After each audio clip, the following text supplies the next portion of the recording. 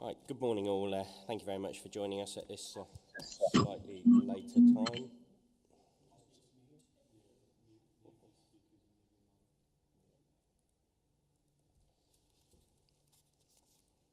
Carry on, Chair. Thank you. First item on the agenda today is apologies for absence.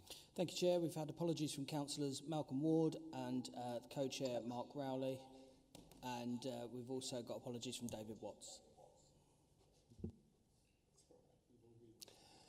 Thank you.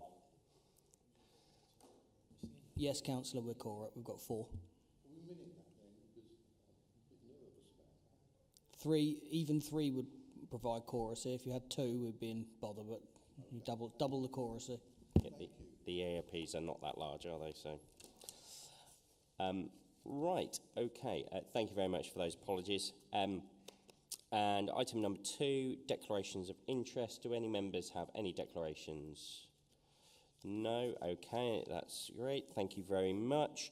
Then we move on to the minutes of the meeting held on the 22nd of March 2024. Of course, those have been circulated. I've read them, and I assume that all members have read them. Are there any issues with any of those items in the minutes? Any points of clarification or corrections to be made, or are you happy for me to sign them off? If you're happy, can I please have a proposer? And thank you very much, Councillor Buckingham. And somebody to second. Thank you very much, Councillor Mercer. All in favour? That's unanimous. Thank you. Sorry, David, didn't mean to steal your bit then.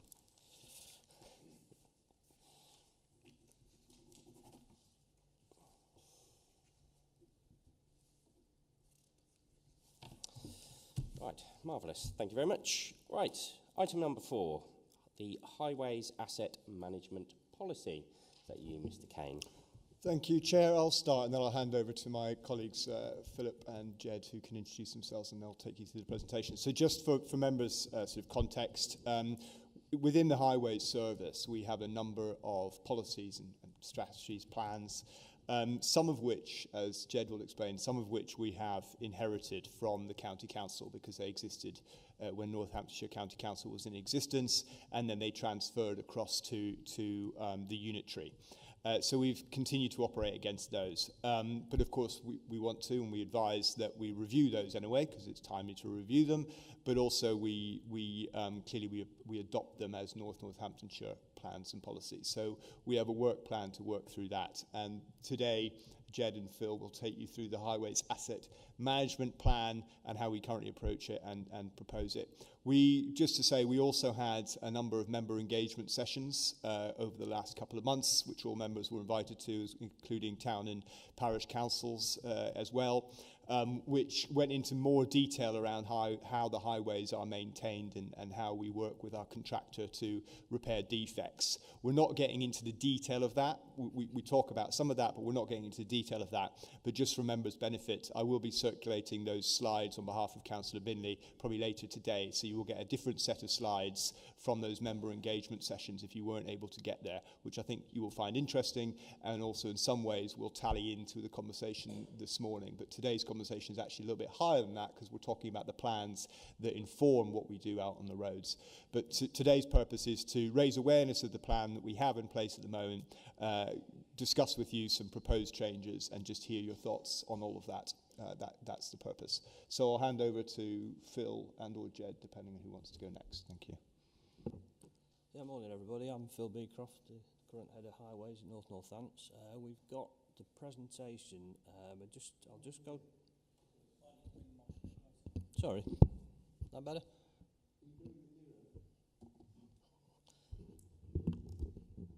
Yes, that better. Thank you. Okay.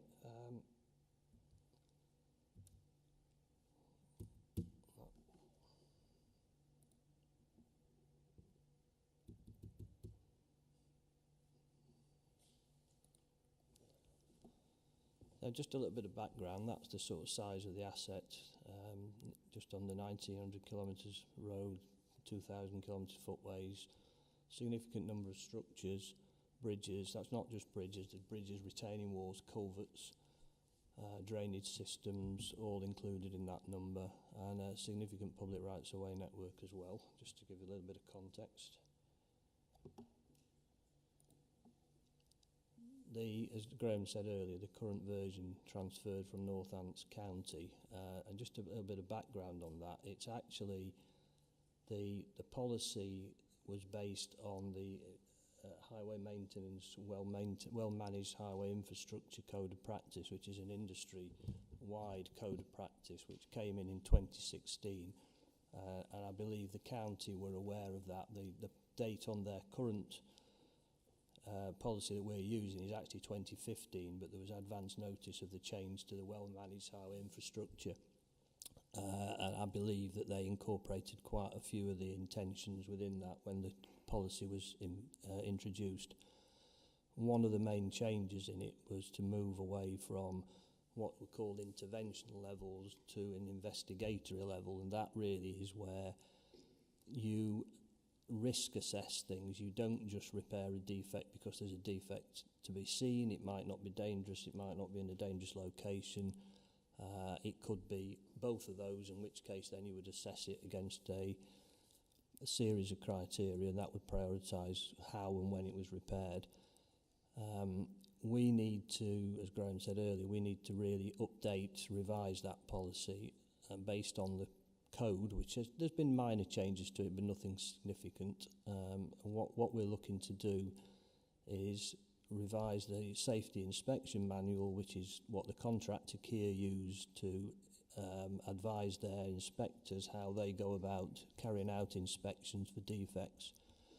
That then relates to the asset management policy and plan, and that will advise what work is then carried out on the network.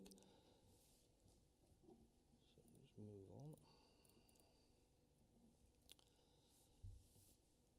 on. I think at this point, if that's okay, I'll hand over to Jed, because he's done a lot of the writing on this, and let him take you through the next couple of slides. Morning, everyone. So I'll go through the slides as Phil's mentioned. My name's Jed Faulkner, Assistant Head of Highways. So the asset management policy ensures that NNC understands the assets it's responsible for, can measure and monitor how they perform, and can determine the funding required to manage and maintain them to ensure safety, serviceability and sustainability. The strategic asset management plan explains how we're going to implement our policy in greater detail, and it sets out NNC's long-term direction for the management of the council's highway assets. It also applies the asset management policy and includes the asset management objectives. So updating the documents. The refreshed documents will reflect the changes that have occurred since the current policy was drafted. So these include the following: technology and innovation. So with the advancements in technology and innovation requires a new approach, we feel. For example, promoting sustainability, active travel, and ensuring that we embed low carbon technology. Improving green infrastructure and sustainable forms transport fit for the future. Legal and regulatory changes in law, regulations, ensuring that we follow the British standards, and there's a British standard mentioned on the screen there, ISO 55001 2014. Stakeholders. Priorities are different between stakeholder groups. A stakeholder liaison process and communication plan is intended to engage with stakeholders. This is something that we're looking into and working with our contractor at the moment. NNC will ensure that relevant information associated with asset management activities, i.e. schemes or maintenance activities, will be actively communicated through engagement with relevant stakeholders. So the aims of the asset management policy: network safety, complying with statutory obligations; customer service, user experience and satisfaction; network serviceability, ensuring availability, achieving integrity and maintaining reliability; network sustainability, minimising cost over time whilst maximising value to the community.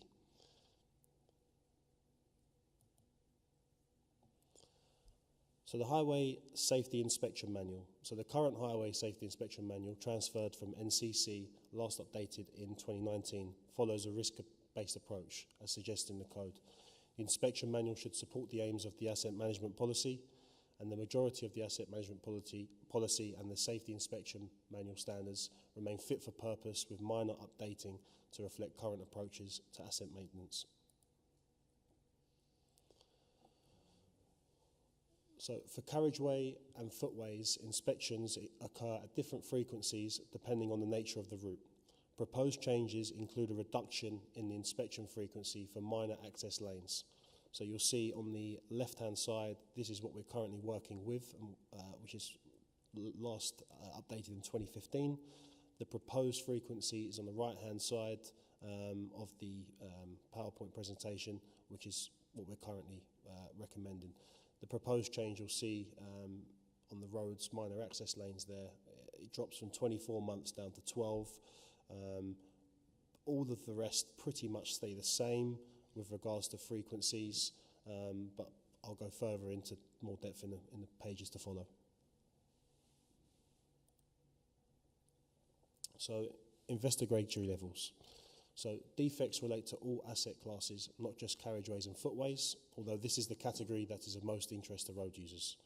A degree of risk based on location, usage, density and speed, it is the risk harm that is considered.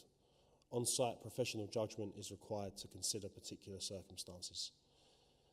Intentionally reflects the need for investigation. This is not an intervention level, rather than action to be taken will be determined by the dynamic risk assessment undertaken during the site inspection. Defect repair times. So these are classified with 4 Ps essentially. P1, which is a 24-hour defect repair. A P2 is a 7-day defect repair. P3, a 28-day defect repair. And a P4 currently is 182 days, which again we'll go into in more detail. And they all obviously reflect the nature and the hazards and the risks, I suppose, as per. So carriageway repairs. So proposed change to repair times of priority 4 defects to 91 days. Priority 4 defects are up to 50 mil deep. Current repair times are 182 days. So we are proposing, and we're looking into changing this from 26 weeks down to 13, because we feel that the condition of the carriageway will deteriorate over the time and become more urgent. So considerations to follow are budgetary impact, affordability, improved public perception, and protects the carriageway more effectively. I'd just like to add at that point, just to be clear, those repair times are the maximum under the contract. They're not what we actually carry out. The P4s are often repaired much, much sooner than 182 days. It's not... They have that long to do it under the contract, but we're often achieving much quicker repair times than that. And the P1 to 3s are broadly in line with other authorities and the sort of industry standard. It's really the P4 that we feel needs to improve, and that is the source of a lot of customer complaints, because they see these defects that aren't inherently dangerous because they're classed as a P4, but the customers see the defects and see they're not being repaired and think they're getting a poor level of service, when in actual fact it's a very little risk. So that's why we're looking to improve that and drop it down to half the time.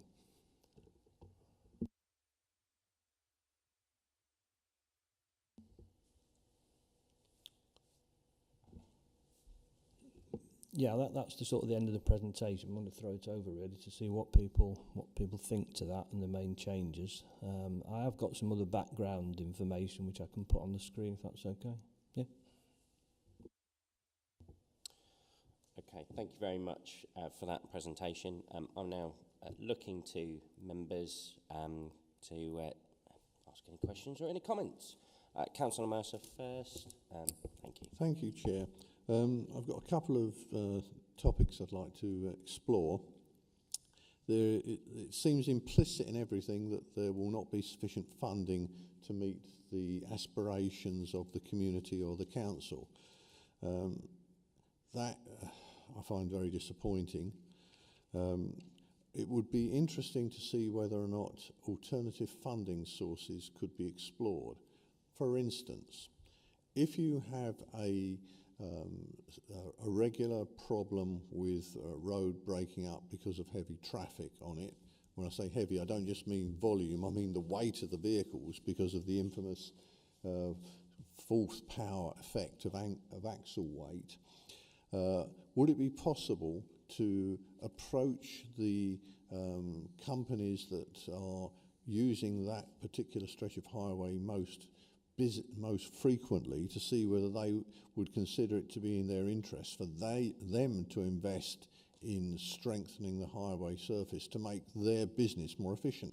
The example I'm thinking of is I think it's Redwell Road, something like that, part of the Northern Ring Road round Wellingborough, where on the eastern edge it goes, might be the Earthlingborough Road Industrial Estate, round that area. The road regularly breaks up almost as soon as it's repaired because of the constant, very heavy HGVs that go along that stretch of road, and it must be a pain for the companies that operate in that industrial estate. Would it be possible to approach any of them to say, well, look, if you pay a few £100K to have this stretch of highway strengthened, not just repaired, then it would make your business more efficient over the next few years and you'd get a payback. So the first question is, has that ever been explored?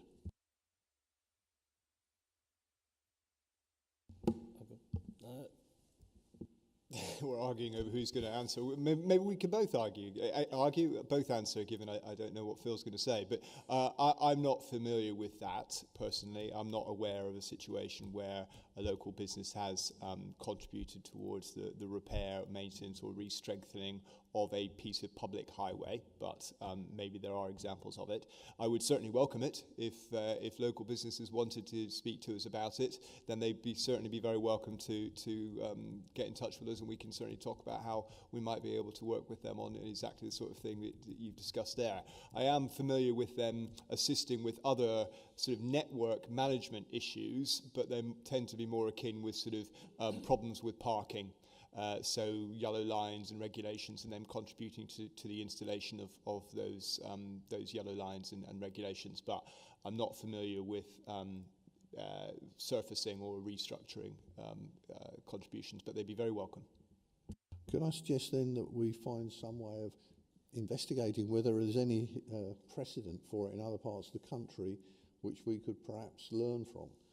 That's the first thing. Right, the second one is that I understand that there's been investment in new technology for repairing roads, and that is an ongoing process.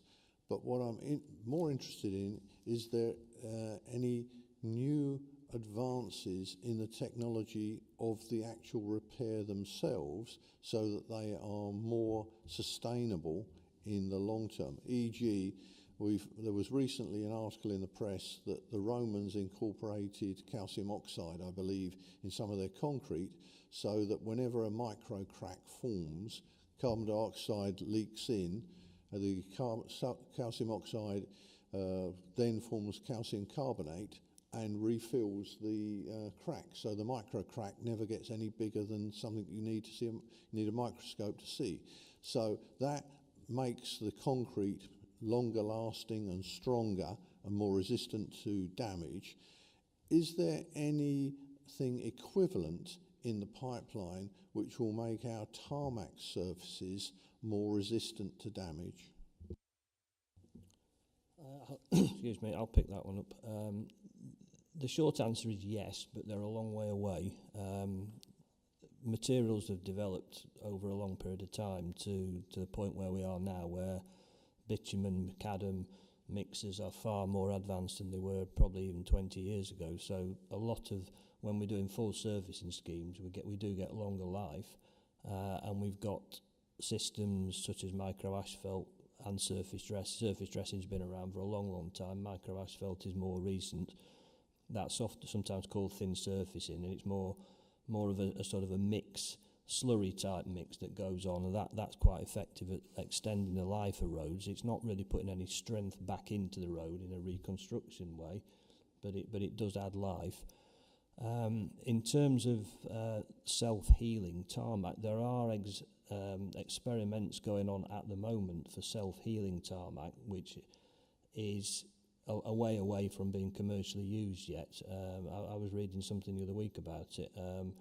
It's got polymers in it that it can sort of come back together and close minor cracks, and that's the enemy really, the cracks. So that lets the water in, and then you get freeze-thaw and defects start to form that way. So it is something that we would look at, certainly, but at the moment it's not commercially available. And the short answer as well is, when it is, it will be very expensive. So we would have to balance that against the investment in the other roads. If you started to use products like that, yes, you will get a longer life, but you will get less roads treated in the shorter term. Chair, can I come back again? Right, well, the first thought that occurs to me with that is that we need to balance the increased cost of the material against the increased cost of multiple repairs. So there needs to be a proper cost-benefit analysis there. It may go one way, it may go the other, but that's that point. The next point, the final point I've got on my list, is that many of the road cracks appear to originate at the edge of ironworks in the road. Now, my personal guess is that's because the iron expands at a different rate to the road surface. So in the event of hot weather, the iron stretches out. Then when it shrinks back again, it leaves a gap. And then you start getting hydraulic fracking. Is there any technology on the horizon which will allow the tarmac to adhere more strongly to ironworks so that there is less opportunity for a space to appear between the tarmac and the ironworks following an expansion-contraction cycle? No, not specifically that I'm aware of. I mean, one thing that we do use in Northants that Kia use on their repairs is something called Paco Patch, which is used around gullies at the side of the road. And that's quite successful in protecting from that kind of movement that you refer to. But I'm not aware of anything that's specifically designed to sort of enhance the adherence of tarmac to ironwork, no. Well, can I suggest that we keep a watching brief on whether or not anyone manages to come up with a variety of tarmac which adheres more strongly to ironworks, because that could save us an awful lot of money in the long term. That's my last comment. Thank you. Yeah, I can certainly do that, and we have an innovation group with Kia. Kia and ourselves are often trying to keep abreast of industry development, so you know, so anything that came on the market, we would be aware of it and start investigating. Thank you very much. Councillor North. Thank you, Chair. Just a couple of queries. In relation to the, obviously, thank you for the presentation. In relation to the handing over of the data from the old county council, I'm just wondering, Chair, how accurate the data, the database is. I've found over the years that it's not always clear. Certainly, in my roles on parish and legacy councils, it's not always clear who owns parts of land, especially on highways.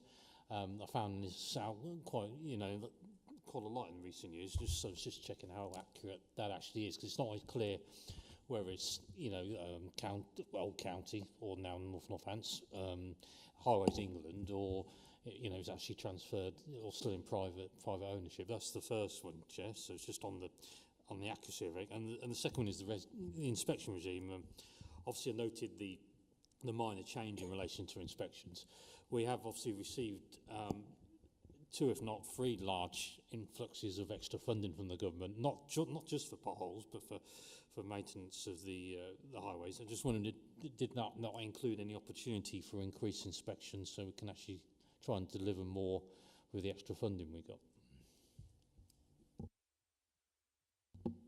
I'll deal with the land issue. What do you mean by the land? Do you mean who's responsible for different categories of highway? Yeah. Well, we know that categorically, really.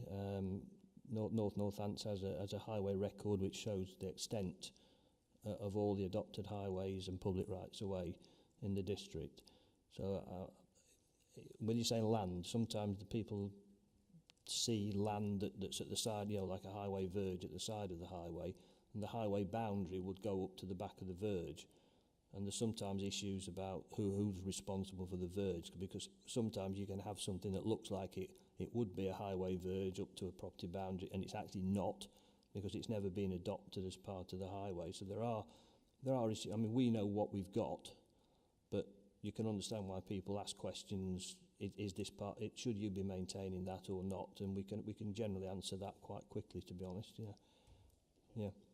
And just before you go on to the next one, Phil, and that's online actually, it's on our interactive map. So there's a layer on our interactive map on the website, which everybody can see, where you click on it. Councillor Binley is now demonstrating, and the blue line on the map indicates that it's adopted highway and therefore our responsibility, and North Northamptonshire's responsibility. So that is a very, very good place for people to get that first bit of information. It won't tell you exactly the extents that Phil's referring to, but it will certainly tell you if the road is our responsibility or not, and that is very, very accurate. Just on that first one, I think it came quite strongly to the last 3 or 4 weeks. Well, no, it would be 6 years. So not in fairness, not North Northants, but when we were looking at the Rushden Urban Extension, which still hasn't happened, we were obviously starting the investigation and making alterations to the A6 bypass, and we did start to run into problems of, you know, which was county at the time, which was highways, you know, in relation to national highways, and which was still, and that was partly the bunding because of the development and the Virgin, how far back, and it did start to get into problems. So I mean, and that's just one example over the years where, and thank you for your information about the accuracy and your certainty and the maps. But over the years, there have been problems in relation to exactly, and then it starts to run into complications when you're trying to deliver. So that was just. Well, that's fine. If you ever wanted to know the actual extent of the highway, I mean, as Graham says on the internet, it will show you that a road is ours or not. But if the query was deeper than that and you wanted to know the extent of the highway at any point, an email to the NNC Highways inbox would get you the answer quite quickly. Yeah, in inspection regime. In a way, yes, we are extending. We're not extending the routine inspections for safety inspections. What we are doing, we have a series of surveys that we carry out each year as well. There's sort of there's a survey called SCRIM, which measures skid resistance. That informs where we might need to do a surface treatment on a road to restore the skid resistance to the appropriate standard for that road if it's fallen below what, again, it's called an investigatory level. So you could get skidding accidents, things like that. So those surveys inform that programme and that feeds in. But we also do scanner surveys and other sort of condition surveys outside of the routine inspections looking for defects. And that informs the longer term programme. And Kier have introduced this HEAT tool system recently where they're looking at evaluation of different treatments on different roads. All that is feeding into the programme that we're developing with this extra money that the council have put in, as well as the Department for Transport funding. So yeah, it's done that way. But the prime use of the money from the government is to develop and implement schemes to improve the network quality. So that's how we do that. Yeah, thank you, and thank you for your responses on all parts. Quite rightly, there's obviously the issue national-wise about potholes and everything, but I think my larger concern, which I think you shared last time, Chair, and I think it was the conversation when we looked at the strategy, is obviously the not necessarily just the strategic and the primary routes and the potholes.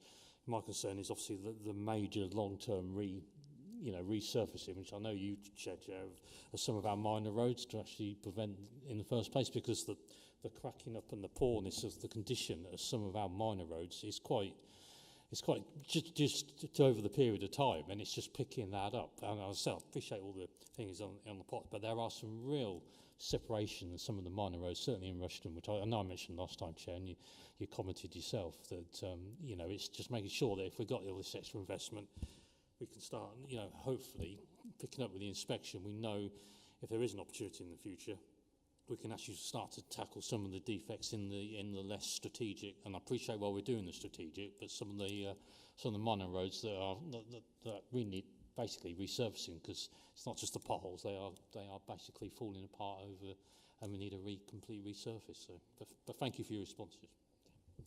Yeah, thank you, Councillor North. I mean, I would just come back to a couple of those points, and just to build on the conversation around assets. Yes, we know which highways we are responsible for.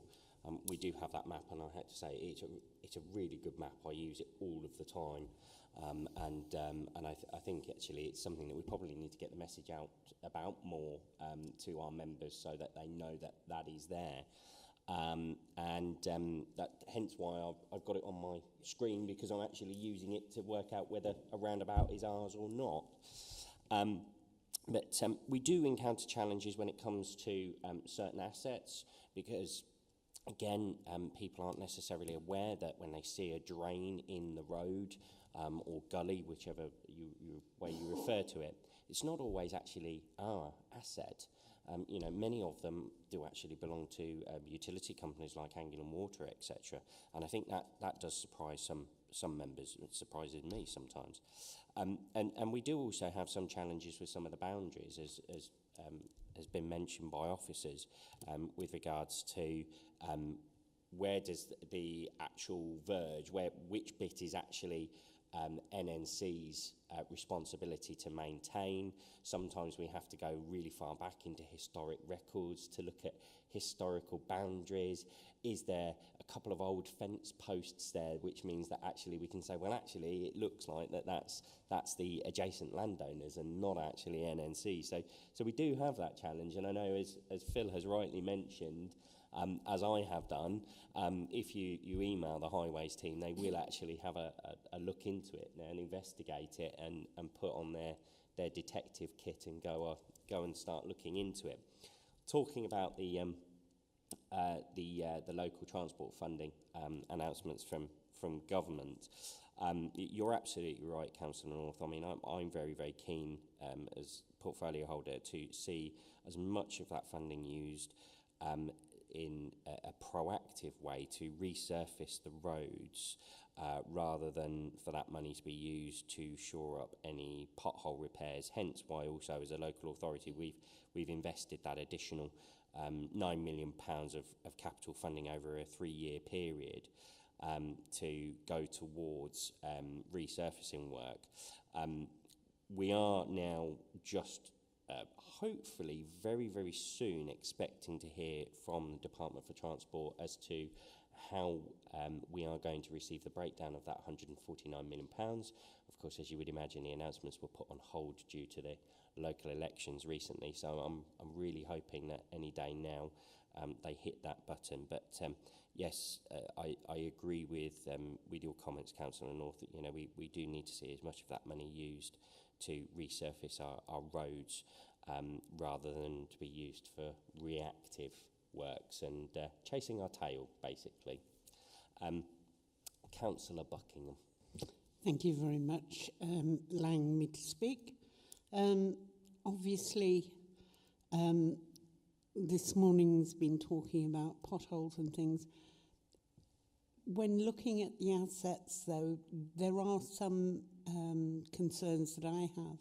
The bridges, obviously, we have beautiful river runs right through our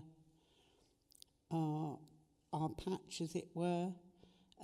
Some of those are historic bridges that can need a lot of work doing. So it's making sure that we're on top of, you know, that historic work and what grants and things that we can get for some of those bridges that may need strengthening in the future, especially as we get more and more flooding over the years. Which then moves me on to the culverts, because one of the things that I know around Corby is the culverts aren't they're over capacity. So I know that Kia have taken on some of the flooding work. So it's about making sure that our culverts are fit for purpose. They can be forgotten about. Some of the maintenance work around the culverts, again, can be stretched out, which has an impact if we have a lot of rain. And the last thing is how are we working with partners? So the planning system, nature recovery, biodiversity, making sure that, as a path user rather than a road user, I find that paths are breaking up because of the roots of trees that are near that, may not be your responsibility, but somebody should have a responsibility to ensure those landowners that have, sort of vegetation growing, large things that they are maintained, not just you. So it's how you work with partners and how you bring that whole thing together. Just a few observations. Thank you. Yeah, I don't mind talking to some of those. Thank you very much. So this comes back to the previous point about responsibility as well, because some of the culverts and the ditches, particularly those around Corby, are the responsibility of Northamptonshire, but they're not actually a highways asset. So they don't sit within the highways asset management plan or the responsibility of the highways team, or indeed an asset that we would expect Kia to maintain. So there is joint working to firstly make sure, and it comes back to Councillor North's point, make sure we understand where the responsibility sits within the organisation. They often, not always, because some of them are in private ownership, but where they are the responsibility of Northamptonshire Council, they don't always sit within highways, but we will of course always work with our colleagues to, one, establish who is taking responsibility, and see also if we can assist in any way, because just because they're not a highways asset doesn't mean we couldn't commission Kia to do the work. It's just that it wouldn't be on their asset management plan to do that on a routine basis. In terms of footways, yes, you're right. There are footways that require maintenance and intervention. Again, it's like the carriageway and the footways and every other defect in the highways asset mix. It's based on a risk approach again. So there are intervention levels within footways which differ to a road surface, where we would intervene to repair that defect if it's beyond that threshold, to try and avoid trips and so forth, and also for folk who have other mobility needs. So it's all part of the consideration. I'll just add a little bit to what Graham said. The footpaths that are highway are part of what we've been talking about this morning in terms of the inspection regime and defect assessment, so they would be picked up. There may well be, like the culverts, a lot of footpaths really they're not highway. They might belong to the housing or people like that they would be responsible for their own inspections. Anything on the highway where we're getting encroachment, Kia will identify that and write to the landowners or the householders and try to get them to cut it back and clear it. If they fail to do that after 2 letters, they pass it to our Highways Regulation Enforcement team, and we can actually take action under the Highways Act to get them to clear it back, or ultimately we can do it and charge them for it. So there is a recourse to that. And sorry, one more thing. On the bridges, they are looked after, they are inspected, they have a general inspection annually, and they have a full inspection, detailed inspection every 6 years. Can I just come back on that? So how would, say for example, a neighbourhood association know who's responsible for what? And I think this is where some of that information coming out on who's responsible for what, so that if there's an inquiry on, you know, well, you haven't maintained this, because that is part of the problem, is that you're seen as part of the problem, whereas you may not have the responsibility for the problem. So it's making sure that information is out there for whoever, whether that's neighbourhood associations or, I mean, it took us, I think, 3 years to figure out who was supposed to be looking after the brook through the old village to get that maintained. So, because there's a almost a way of passing the buck. Although you're not passing the buck, it's just that people don't always know where to access that information. I think if that was made easier, it would also be better. Thank you. Yeah, I understand why you're asking that. The easiest way, if I would imagine a lot of neighbourhood associations would know what they're... No, not really. I'm surprised. If they're, particularly the sort of housing associations and neighbourhood residents groups, they would be aware. But if they're not, the simple way of doing it is to report it through the NNC Highways inbox or the new online Highways reporting tool. And if it's not highway, we then pass that on to the appropriate team within the council to deal with it, and they would get a response. And that sort of helps a bit of learning on responsibility going forward. What is the new tool that you've got then, the reporting tool? It's not Fix My Street or something else, is it? This a new one? So no, you're quite right. So the previous names have been used, such as Street Doctor and Fix My Street.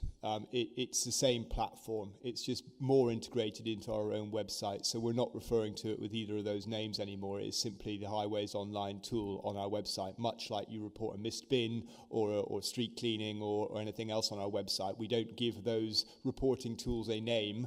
So we're trying to avoid giving the Highways one a particular name because we don't want the others to feel left out. So we're referring it to as it's the online Highways reporting tool. So it's the same one that you would have used before. Exactly the same platform. Same platform.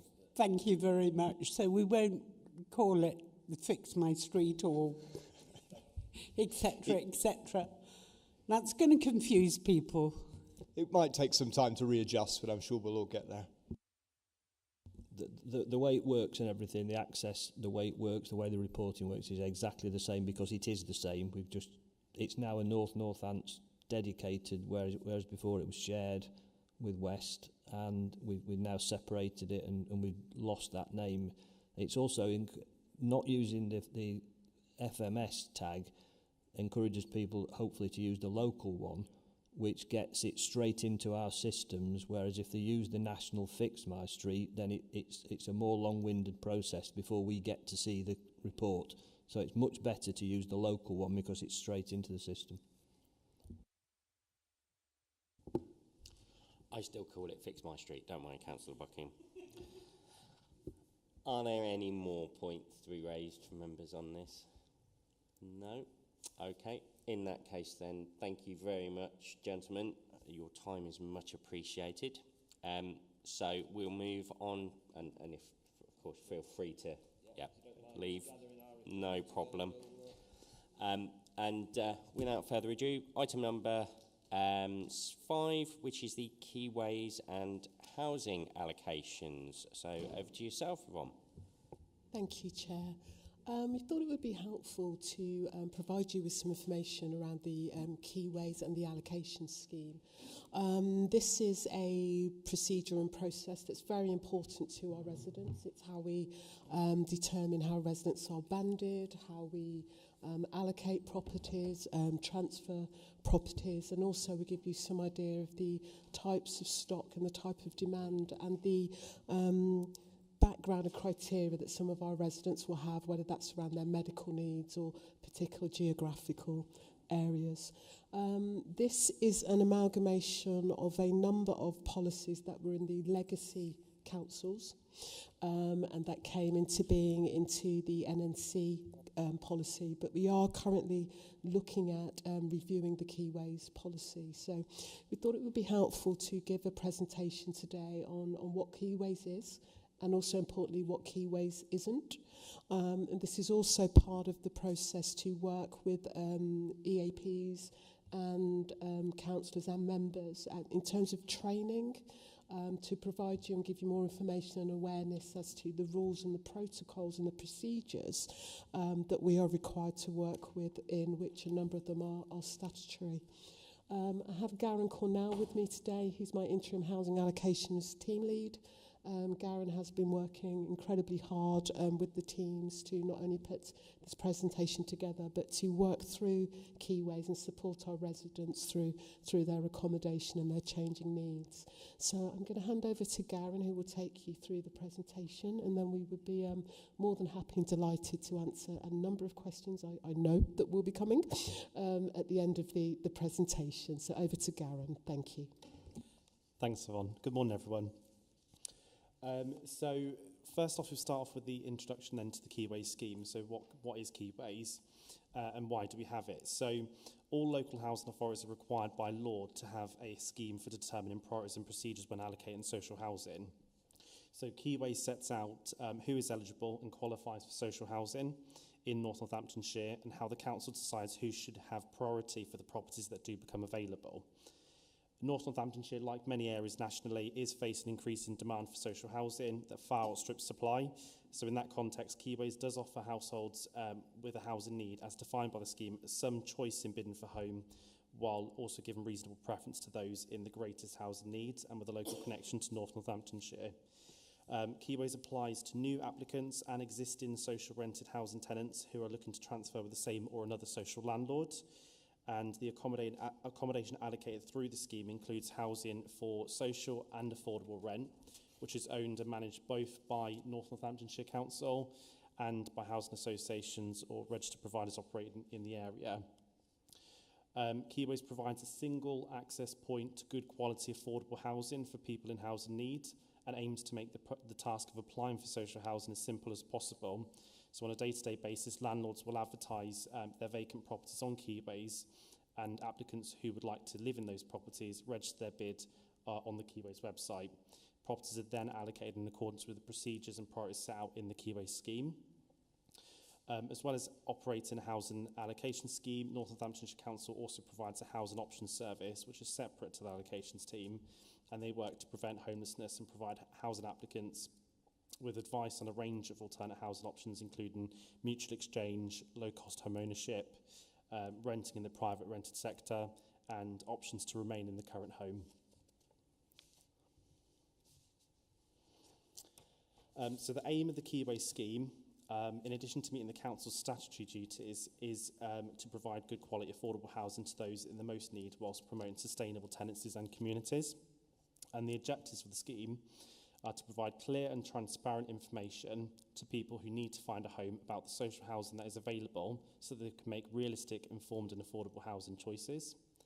To support all Keyways landlords in making best use of their housing stock in North Northamptonshire, ensuring that large homes, specialist housing and homes adapted for disabilities are made available to those that need them most. To support Keyways landlords in managing their homes effectively by ensuring that properties can be let quickly and that tenants are given the best chance of maintaining the tenancies in the long term. To help prevent homelessness and enable the discharge of the council's homelessness duties, minimising the use of temporary accommodation. To ensure and promote equality of opportunity in accessing safe, secure and affordable housing via the Keyways scheme, both to local people in housing needs and to other categories of people that do not satisfy a local connection to North Northamptonshire, including those that have served in the armed forces, care leavers, those fleeing domestic abuse and people who are looking to continue or take up employment in the North Northamptonshire area. So moving on to the legal framework then. So Keyways sits within a tight legal framework. The legislative framework applies to North Northamptonshire Council directly and requires registered providers, also known as housing associations, to cooperate to such an extent that is reasonable in the circumstances in offering accommodation to people with priority under our scheme. The primary legislation governing the allocation of social housing is Part 6 of the Housing Act as amended. This legislation requires councils to make all allocations and nominations in accordance with a published housing allocation scheme, which determines priorities between applicants for housing and sets out the procedures to be followed when allocating housing. Part 6 of the Housing Act requires local authorities to frame their allocation scheme to give reasonable preference to certain categories of people, namely people who are homeless, as defined in Part 7 of the Housing Act, people who are owed a particular statutory duty by the local authority under certain provisions of the homelessness legislation, people occupying insanitary, overcrowded or otherwise unsatisfactory housing, people who need to move on medical or welfare grounds, including grounds relating to a disability, and people who need to move to a particular locality within this district to avoid a hardship to themselves or others. In addition to the primary legislation, Keyways takes full account of secondary legislation, associated statutory codes of guidance, statutory instruments, case law and strategies. And a summary of the scheme is available free of charge to any person who requests it, and it's also free to download from the Keyways website too. So the scope of the scheme, so what are property allocations within the Keyways scheme? So the allocations is a selection of a person to be a secure or introductory tenant of a council accommodation, or the nomination of a person to be a starter or assured tenant of registered provider accommodation. So when does the scheme not apply? The scheme doesn't apply to succession of tenancies, assignment of a tenancy through mutual exchange, assignment of a tenancy to a person who would be qualified to succeed to the tenancy, assignment of a tenancy in pursuance of a relevant court order, progression from an introductory to secure tenancy, sold to joint tenancy changes and vice versa, temporary decants in order to complete repairs, and lettings made by registered providers outside of the North Northamptonshire Keyways nominations agreement, and lastly, properties leased to partner agencies, so that could be support providers.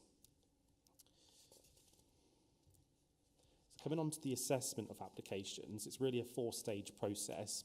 So you've got the eligibility rules, the qualification criteria, the priority bands, and then the property eligibility. So I'll just take you through each of those. So applicants can apply to Keyways online at keyways.org.uk. Any person can approach the council for advice and assistance regarding housing. However, due to the high demand for social and affordable rented housing in North Northamptonshire, the council doesn't maintain an open housing register.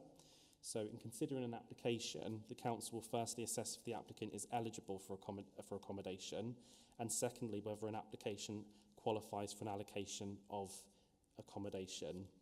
So any applicant assessed as either not eligible or who does not qualify will not be considered for an allocation, will therefore not have access to Keyways. So coming on to the eligibility role, so this is a list of applicants that are deemed to be eligible for an allocation based on their immigration status. So you've got British citizens, certain Commonwealth citizens with a right of abode in the UK, Irish citizens who are not subject to immigration control in the UK, EA nationals with an EEA right to reside that qualifies for housing, including but not limited to those that are working or self-employed, classes of persons subject to immigration control who are eligible for an allocation of accommodation, as set out in Regulation 3 of the Allocation of Housing and Homelessness Eligibility, England Regulations 2006, as amended. These groups include, but not limited to, people granted refugee status, people granted exceptional leave to enter or remain without a no recourse to public funds condition, people granted humanitarian protection, and EA nationals who've been granted settled status under the EU settlement scheme and are habitually resident in the British Isles or Ireland. So these people are eligible for an allocation. And then coming on to those that aren't eligible, so we've got people that are subject to immigration control unless they're in a class re-included by regulations made by the Secretary of State, people that are not habitually resident in the UK, Channel Islands, the Isle of Man or the Republic of Ireland, other persons from abroad excluded by regulations made by the Secretary of State, including EA nationals whose only right to reside is derived from their status as an EA job seeker or as a family member of an EA job seeker, EA nationals whose only right to reside is the initial 3-month period under Regulation 13 of the EA regulations, non-EA nationals whose only right to reside is the parent of a UK citizen child who has no other rights to reside in the UK, known as a Zambrano carer, persons granted limited leave pre-settled status under the EU settlement scheme where the only other right to reside is a non-qualifying right, i.e. as a job seeker, is within his or her first 3 months or as a Zambrano carer, or somebody that's been required to leave the UK by the Secretary of State. So these people aren't eligible for an allocation through Keyways, and so when they submit their applications, those applications would be closed at that stage. Moving on to the qualification criteria, so the second stage in the assessment process. So the Localism Act 2011 enabled local housing authorities to decide which classes of persons are or are not qualifying persons for the purposes of allocating housing. So this slide sets out the classes of persons who are not considered to be a qualifying persons and will therefore not be accepted to join Keyways for an allocation of housing.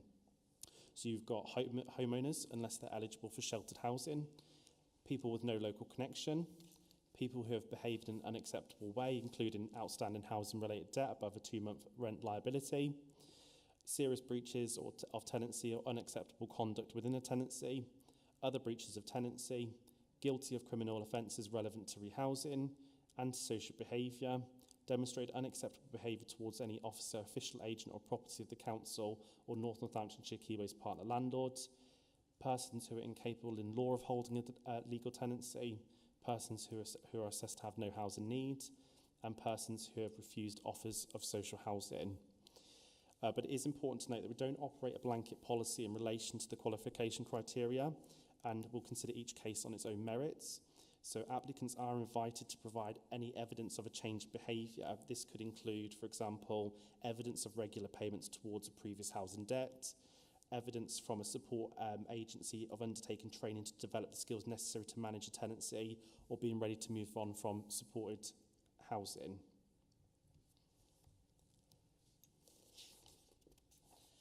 So coming on to the third stage of the assessment process. So if somebody is eligible, they're a qualifying person, we then look at their priority under the scheme.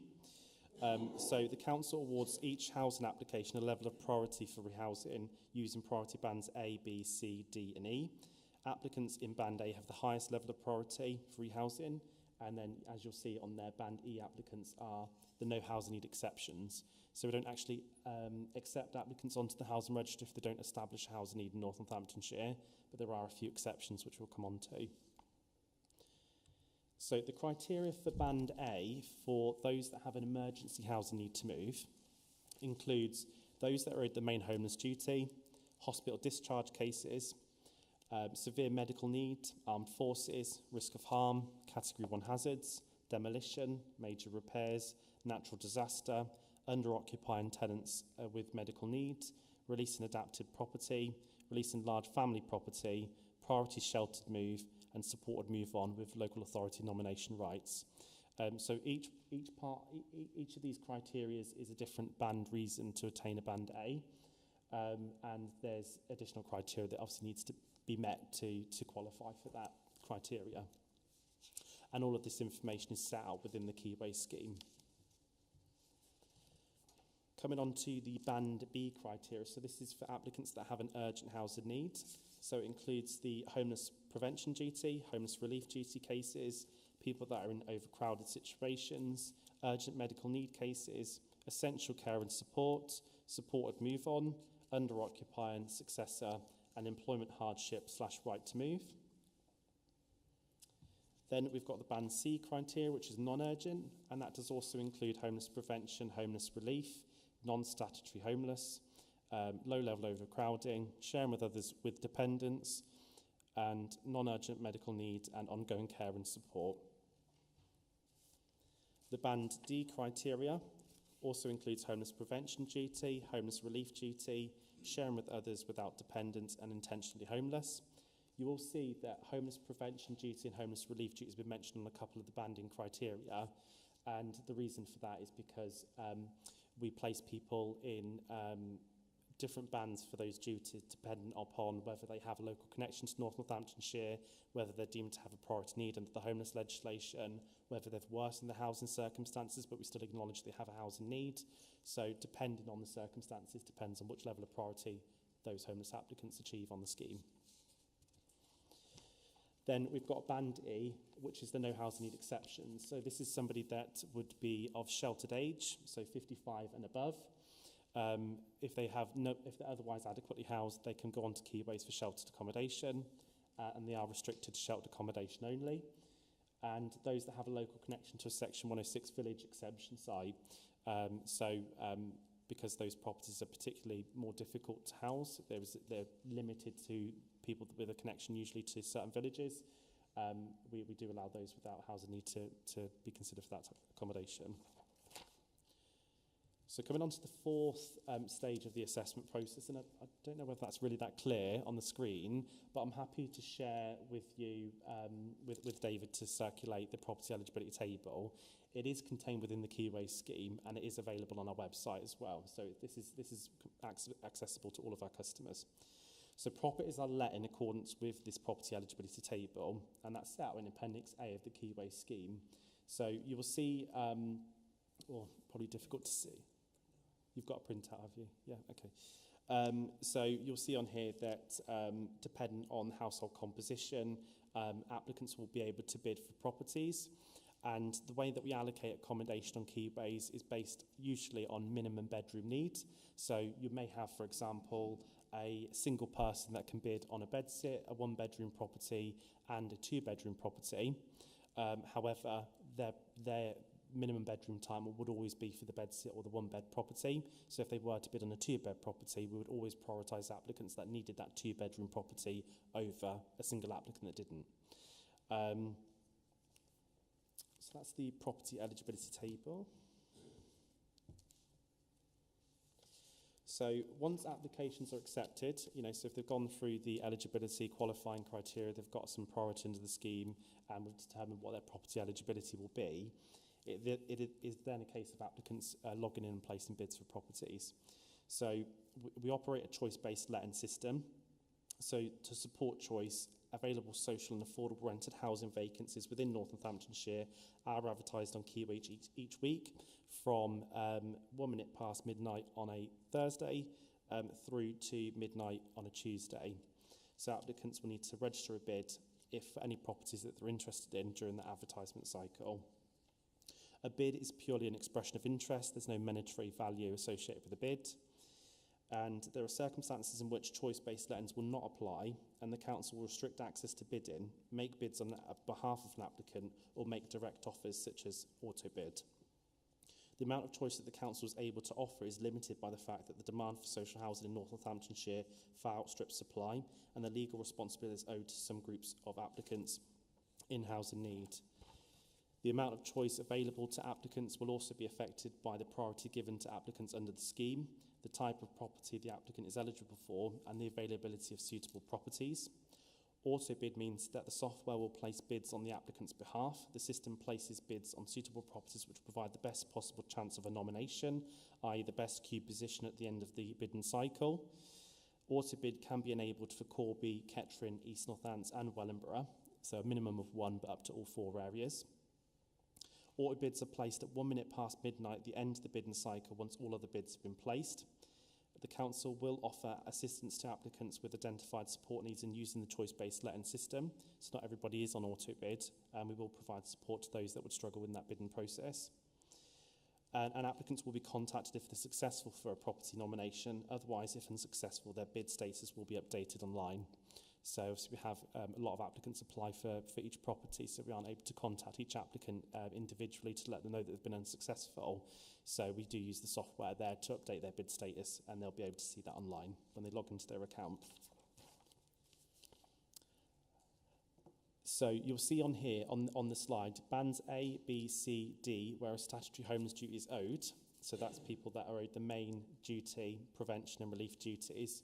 They will be on auto bid with no choice, and up to 5 bids will be placed per bidding cycle.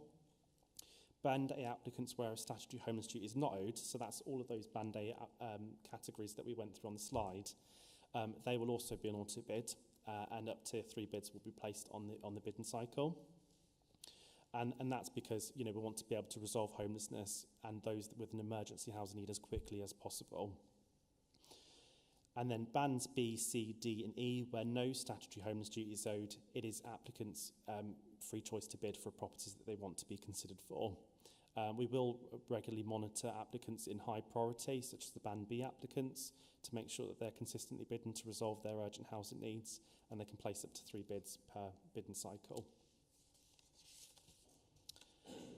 So coming on to the demand for social housing in North Northamptonshire, you'll see on the slide here, if we look at the bottom right, you can see that the total figure of active applicants on the housing register at the moment is, as of the 2nd of May, was 6,395.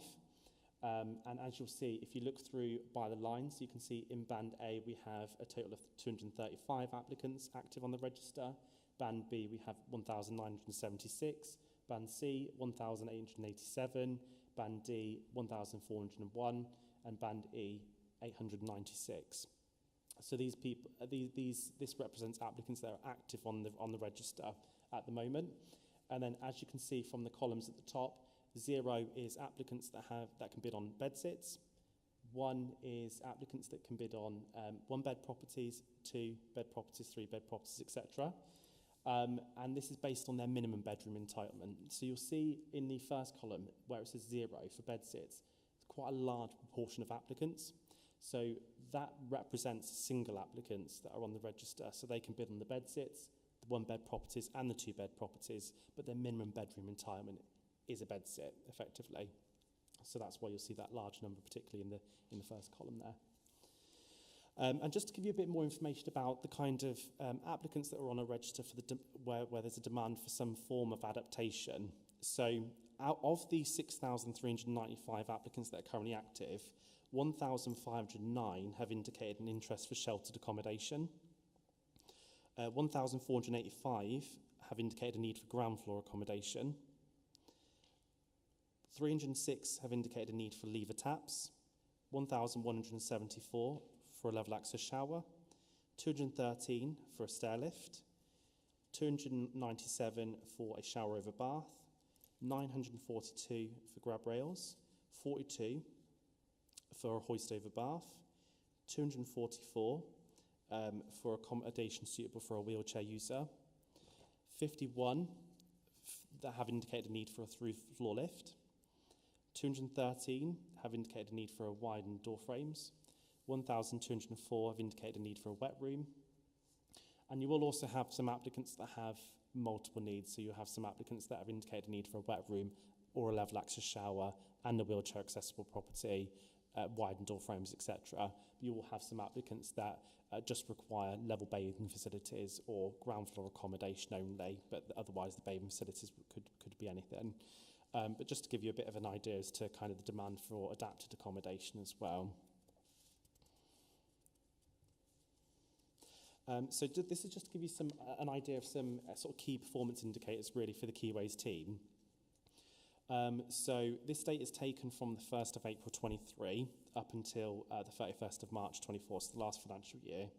So the total number of active applications increased from 5,146 to 6,262, representing a 21.7% increase. We received a total of 7,133 applications during that time, with a monthly average of 594 new applications. 1,507 of the new applications were assessed outside of a target of 10 working days, but we'll come on to sort of targets later on in the presentation. But all new applications were assessed within target from November 23, so within that 10 working days.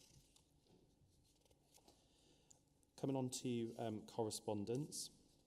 So we have had, during that time, an average of 350 sort of emails or customer account messages that were outstanding out of target of the 10 working days each month. But during that period, we did receive approximately 28,000 emails into the Keyways team. So, you know, when you take into account the number of inquiries that are outstanding in comparison to how many have been processed within that time frame, you'll see that actually it's a relatively low proportion considering the number that have been processed. And we've had approximately 8,500 customer account messages. So this is where customers can send us messages directly through their Keyways account, and we can respond through their Keyways account.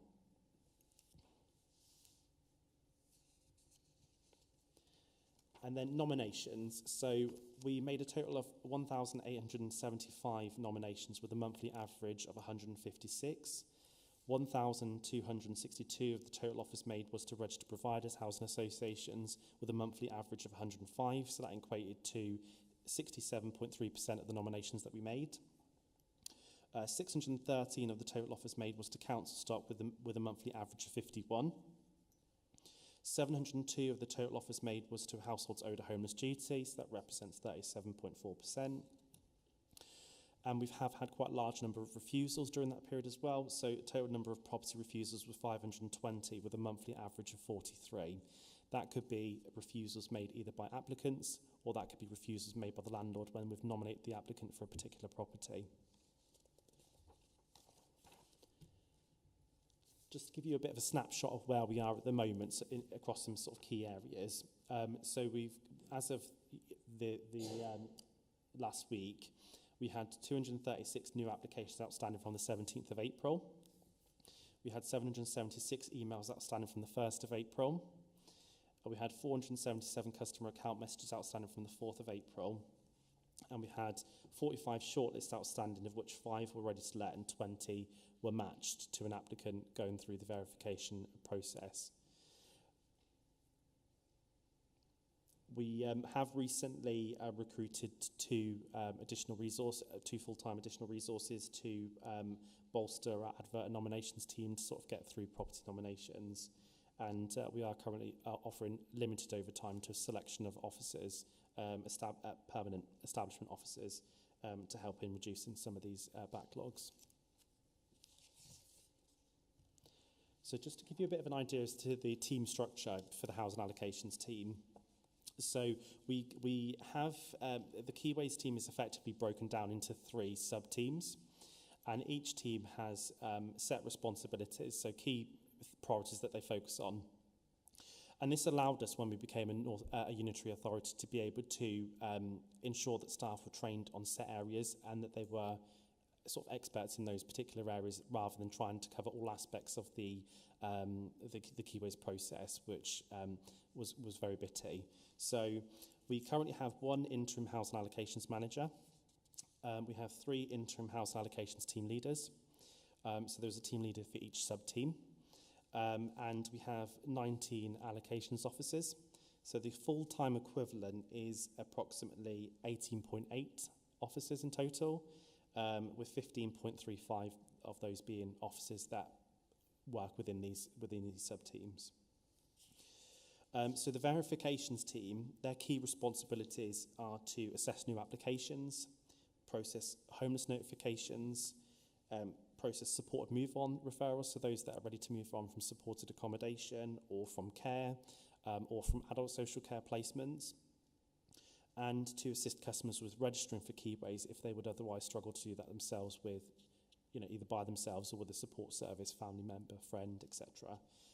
Then we will help customers to register their applications online. And that's done by the verifications team. The housekeeping and communications team will effectively deal with the in-between. So once an application's been assessed, they will then deal with the receiving of any sort of correspondence, any changes to those applications. They'll deal with our, sort of influx of telephone calls. They will deal with sort of changes to the application. So that could be, applicants that meet the 27th week of pregnancy. It could be newborn households, significant birthday events, people that have requested closure of their applications, incomplete applications, people that upload documents to their account, etc. So that's sort of covered by that team. And then we have the advert and nominations team. So their key responsibilities are reviewing and improving of all property adverts and production of the Keyways newsletter. So that's approving adverts for both council properties, but also for registered providers, housing associations too. Making sure that properties are all advertised in line with the Keyways scheme. And they will also process nominations to vacant properties, including direct lets, both to council and registered provider housing association properties. And they will also process refusals, both by the applicant and by landlords as well, and will appeal where necessary on applicant's behalf if a property is refused by a landlord for a reason that we believe is that applicant should be considered for the property effectively. And then the sort of last slide really is just some key milestones really and what we want to do going forward. So we do have an interim structure for North Northamptonshire. We do have one allocations policy, so as Yvonne mentioned at the start, before Unitary, we working with 4 different allocations policies, 2 different IT systems. So we've done a lot of work for Veston Day so that we could go live with one allocations policy, one IT system, and so we are operating as one team. And we've also completed the customer re-registration process. So as part of that process of having one policy, having one IT system, all applicants had to re-register their application and be assessed under the new single allocations policy. And that re-registration process has been completed. So some of the things that we want to really focus on in the service plan going forward is to have a service restructure to make sure that the team meets the needs of a unitary authority.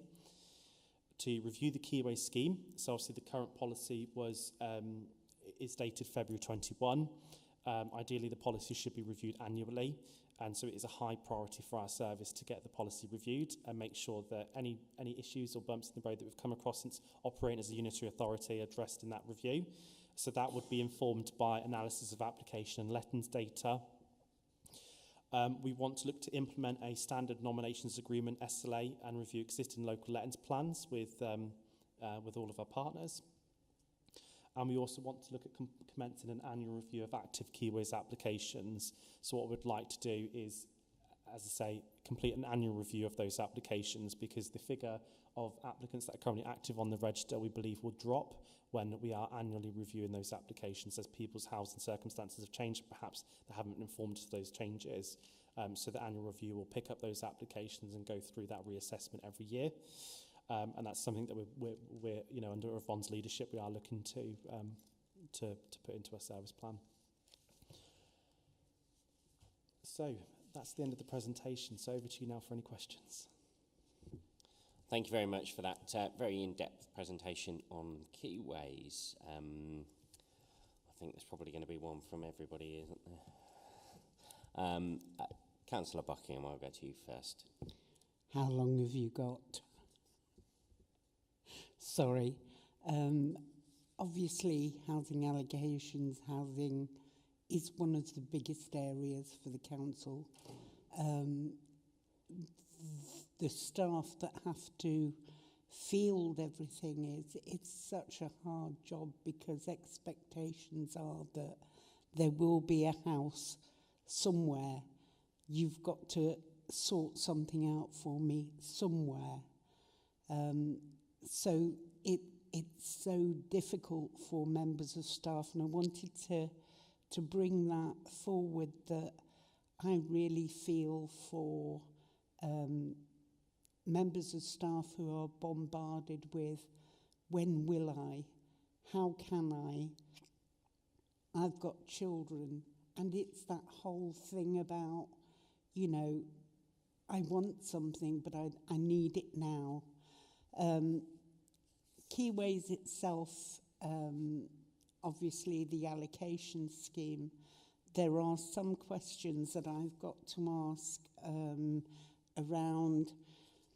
We moved from 4 areas to one big area. The thing with auto bids is you get no choice. So if your friends, your family, your support networks are here in Corby, but you're sent down to places like Wellingborough, and then you're trying to fight your way back to where you're. And that one has always been difficult, and I know that we discussed it at the very start when we were going to move into one area, was how local is local, and how can you get all those things that you need. And it could be that you have disabilities or children's disabilities, and being out on your own doesn't solve your housing needs, which is why I'm saying I understand how difficult it is. So how local is local for me?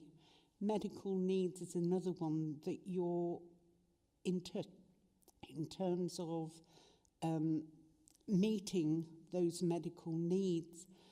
you don't have any, or don't seem to have at the moment, any medical expertise that you can draw on to make those decisions of how severe or how your needs can be met through better housing, because we know that poor housing can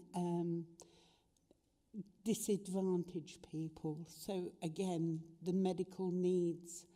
In terms of, we've got a lot of disparity, and I've said this many times, is that we have people who are waiting for either properties with fewer bedrooms or properties with more bedrooms, especially with the social housing size criteria.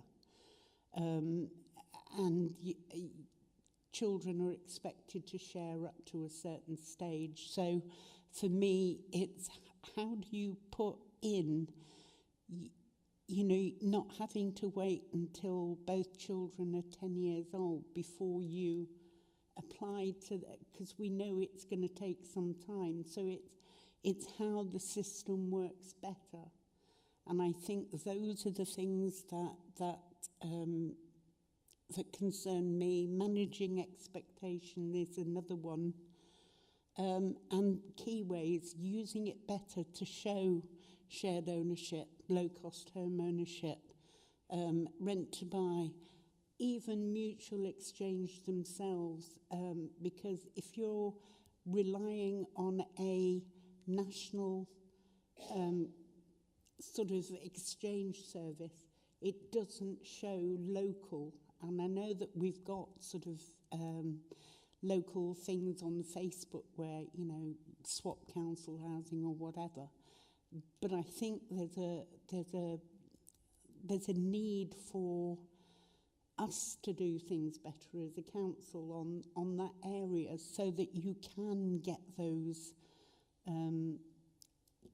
get that need or housing better for you in the future. Thank you, and I do apologise for rabbiting on. Thank you, Chair. Thank you, Councillor Buckingham.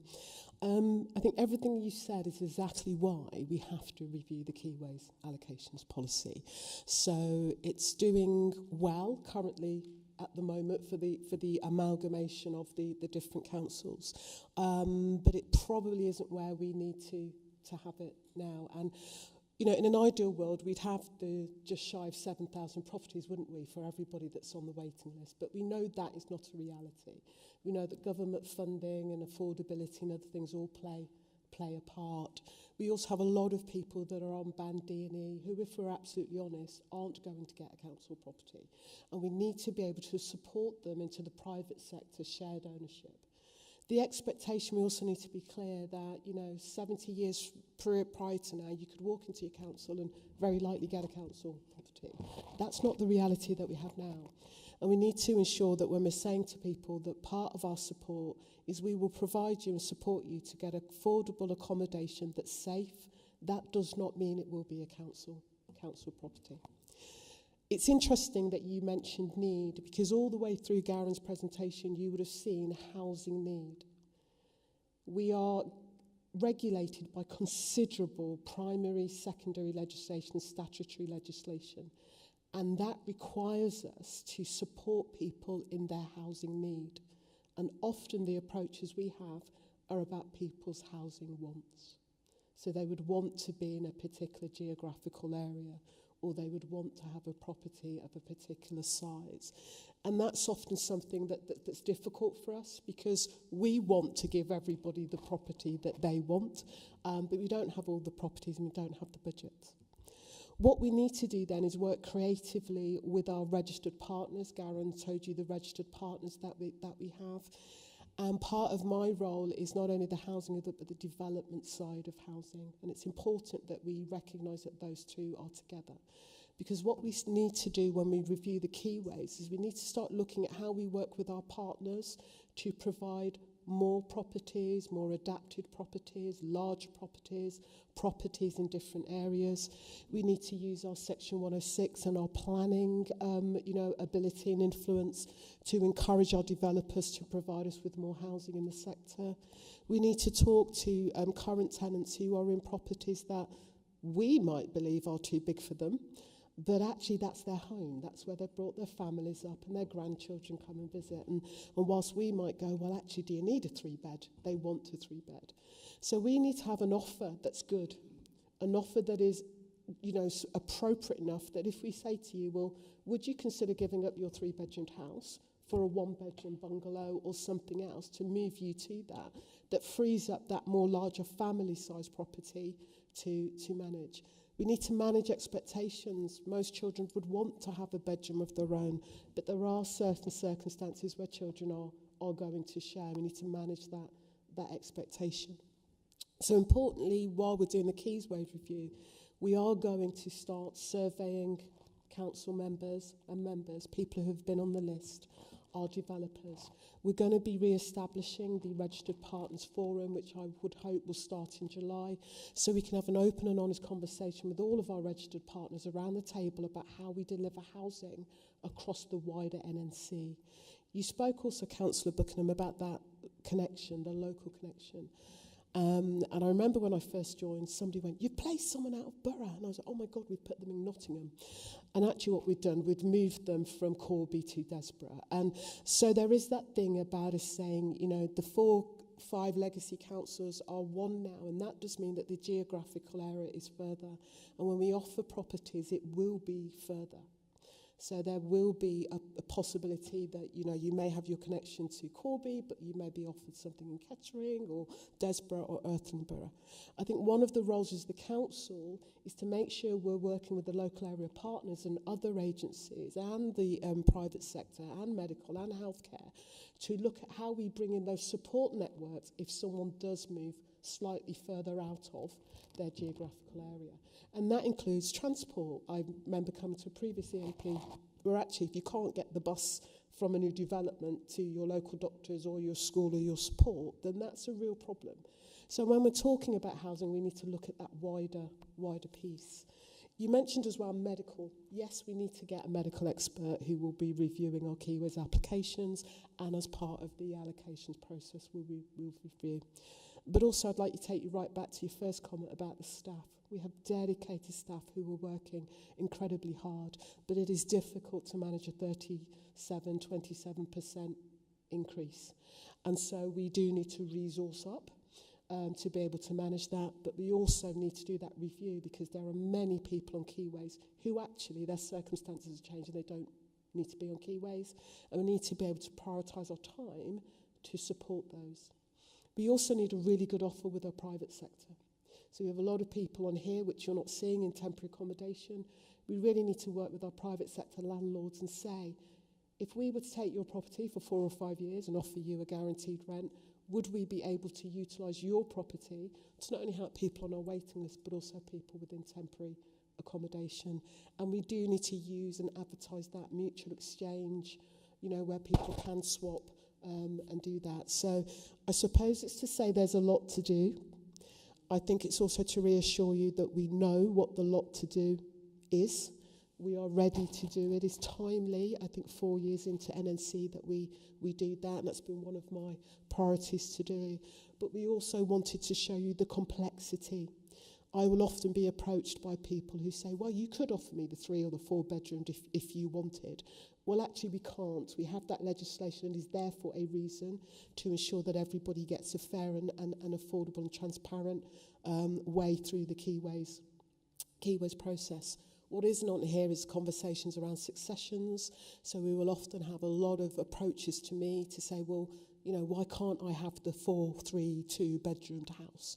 And we have to say you're a single person and your need, because we have the other 6,000 people on the waiting list who have a need of a 2 or a 3.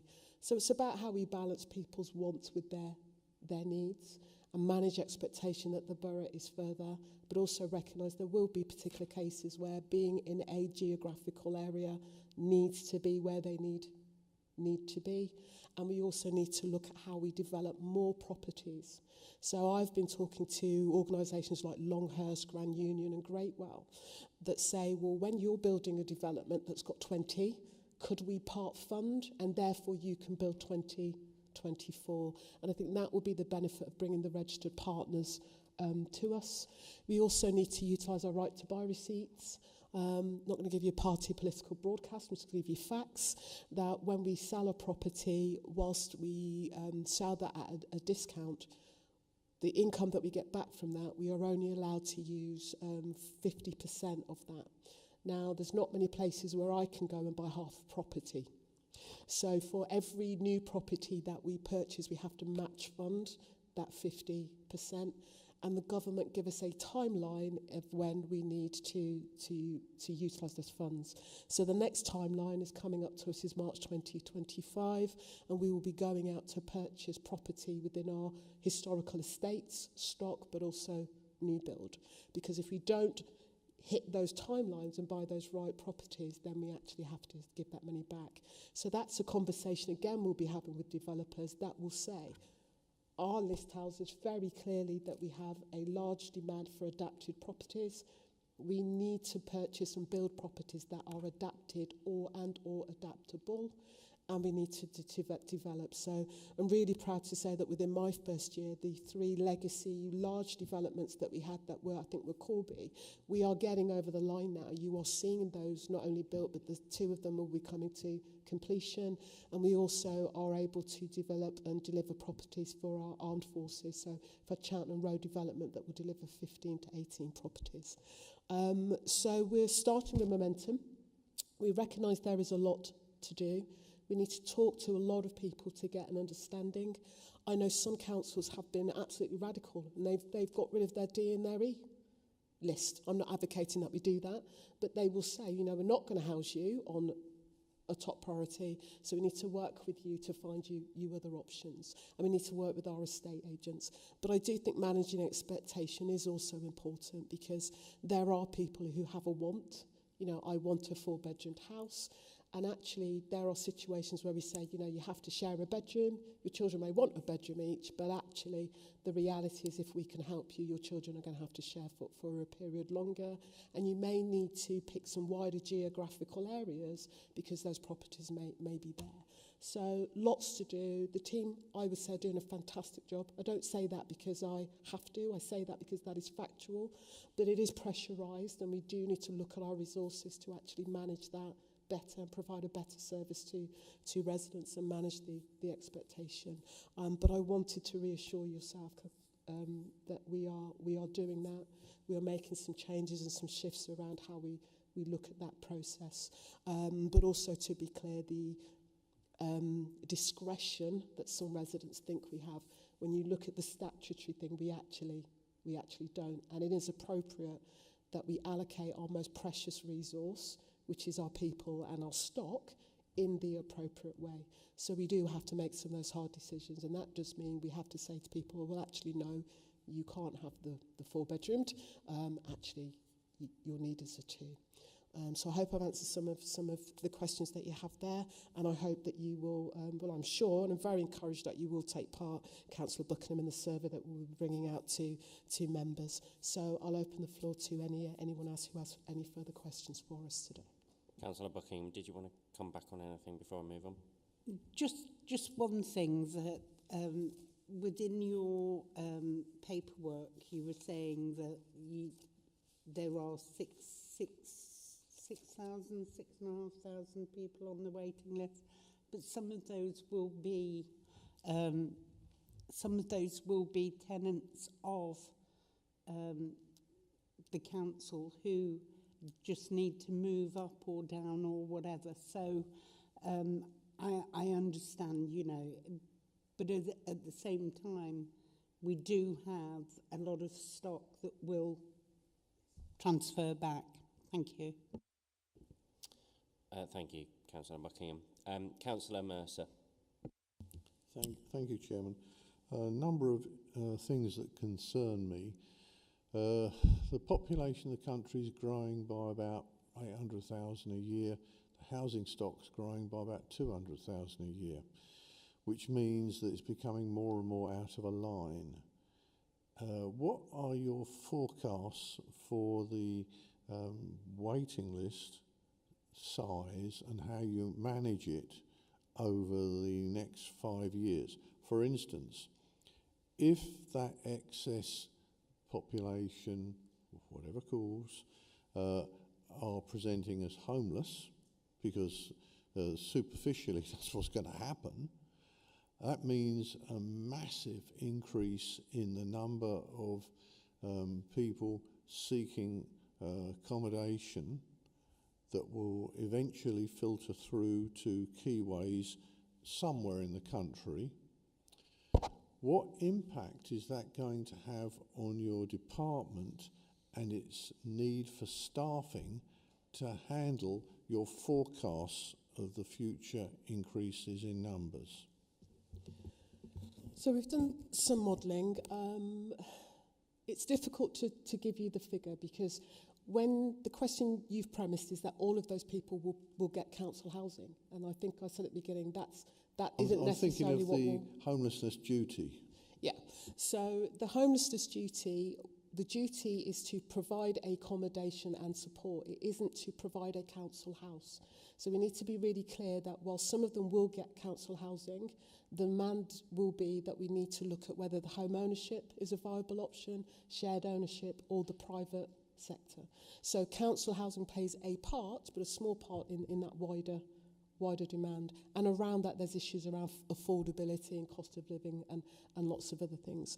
So we would need to scale up if the demand is that there's a higher and much greater push on council housing. But we also need to make sure we're utilising the funds that we've got, the right to buy receipts funds to purchase. We are never going, and I think we need to be honest, we're never going to match the increase in the population and their demand that they need with our ability to purchase. But we can talk to private owners, empty home owners, landlords, HMOs, to look at other options of housing.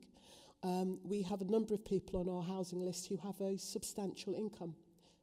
They really should not be on our housing list because there are other opportunities available to them, whether they wish to purchase, shared ownership or rent privately. And so I think it's a much wider conversation about housing in its wholesome sense, not just the maximisation up to stock.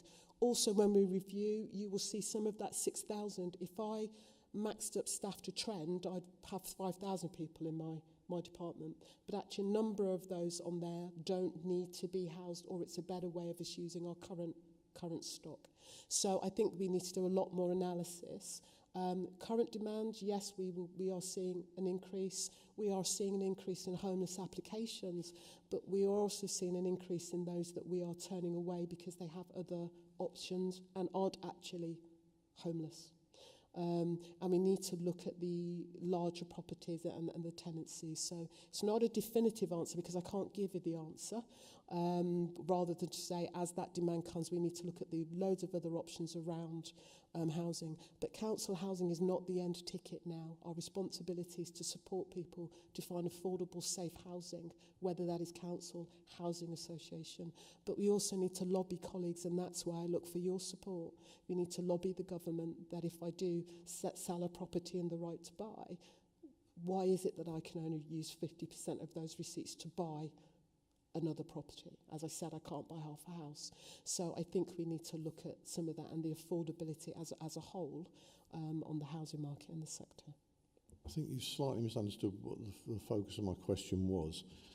If the population is going up by something like 800,000 a year, and the number of properties built, whether they're social, private, shared or whatever, is 200,000, there's a discrepancy. Doesn't matter what category those properties come into, you can only have one family in one family dwelling unit. Doesn't matter. You can't just simply divide a bedroom down the middle with a wall and have people sleeping standing up. So increasing proportion of people are going to be homeless simply because there won't be enough homes. Now, the council has a homelessness duty to house those people. Doesn't mean to say they have to put them into social accommodation, council houses or whatever. They have to find somewhere for them to be put. Now, my concern is that that means it's going to put an extra workload on your staff for doing that job. And that was the concern that I was trying to highlight, because it means that if that rate of increase continues, and the ONS should be telling us about things like that, then we should be putting in long lead items to go to the budget process, saying in 3 years' time I'm going to need another 4 people in this department. That was the point I was trying to make. Now, I've made that, so I'll move on to my next point.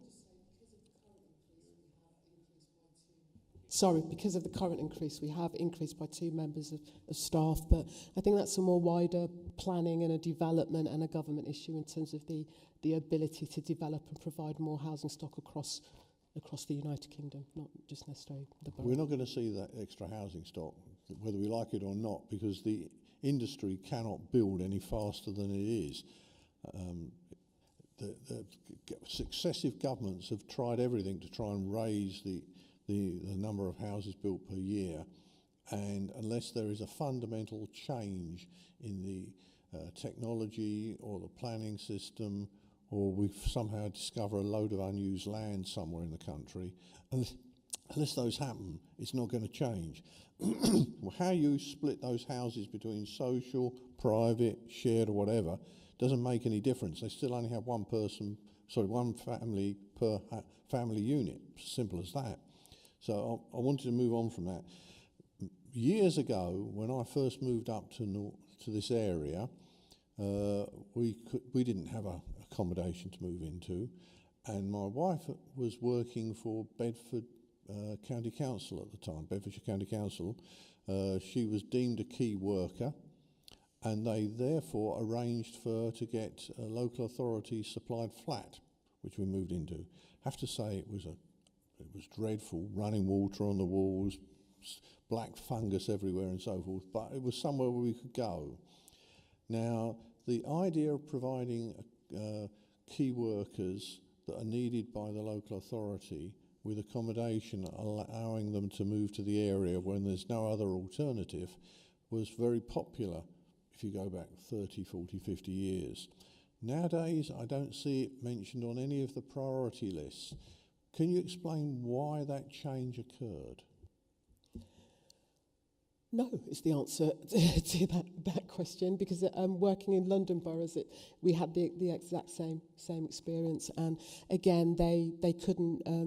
My understanding is the 2 boroughs that I worked in London is that we just couldn't build up to or manage the expectation, and we started to encourage people to do the shared ownership route and the private sector route rather than the building. And I suspect that's probably what's happened on a more wider regional area.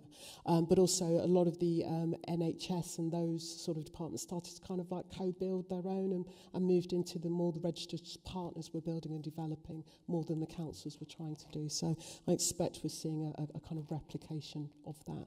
Our priority list does include care owners and the armed forces.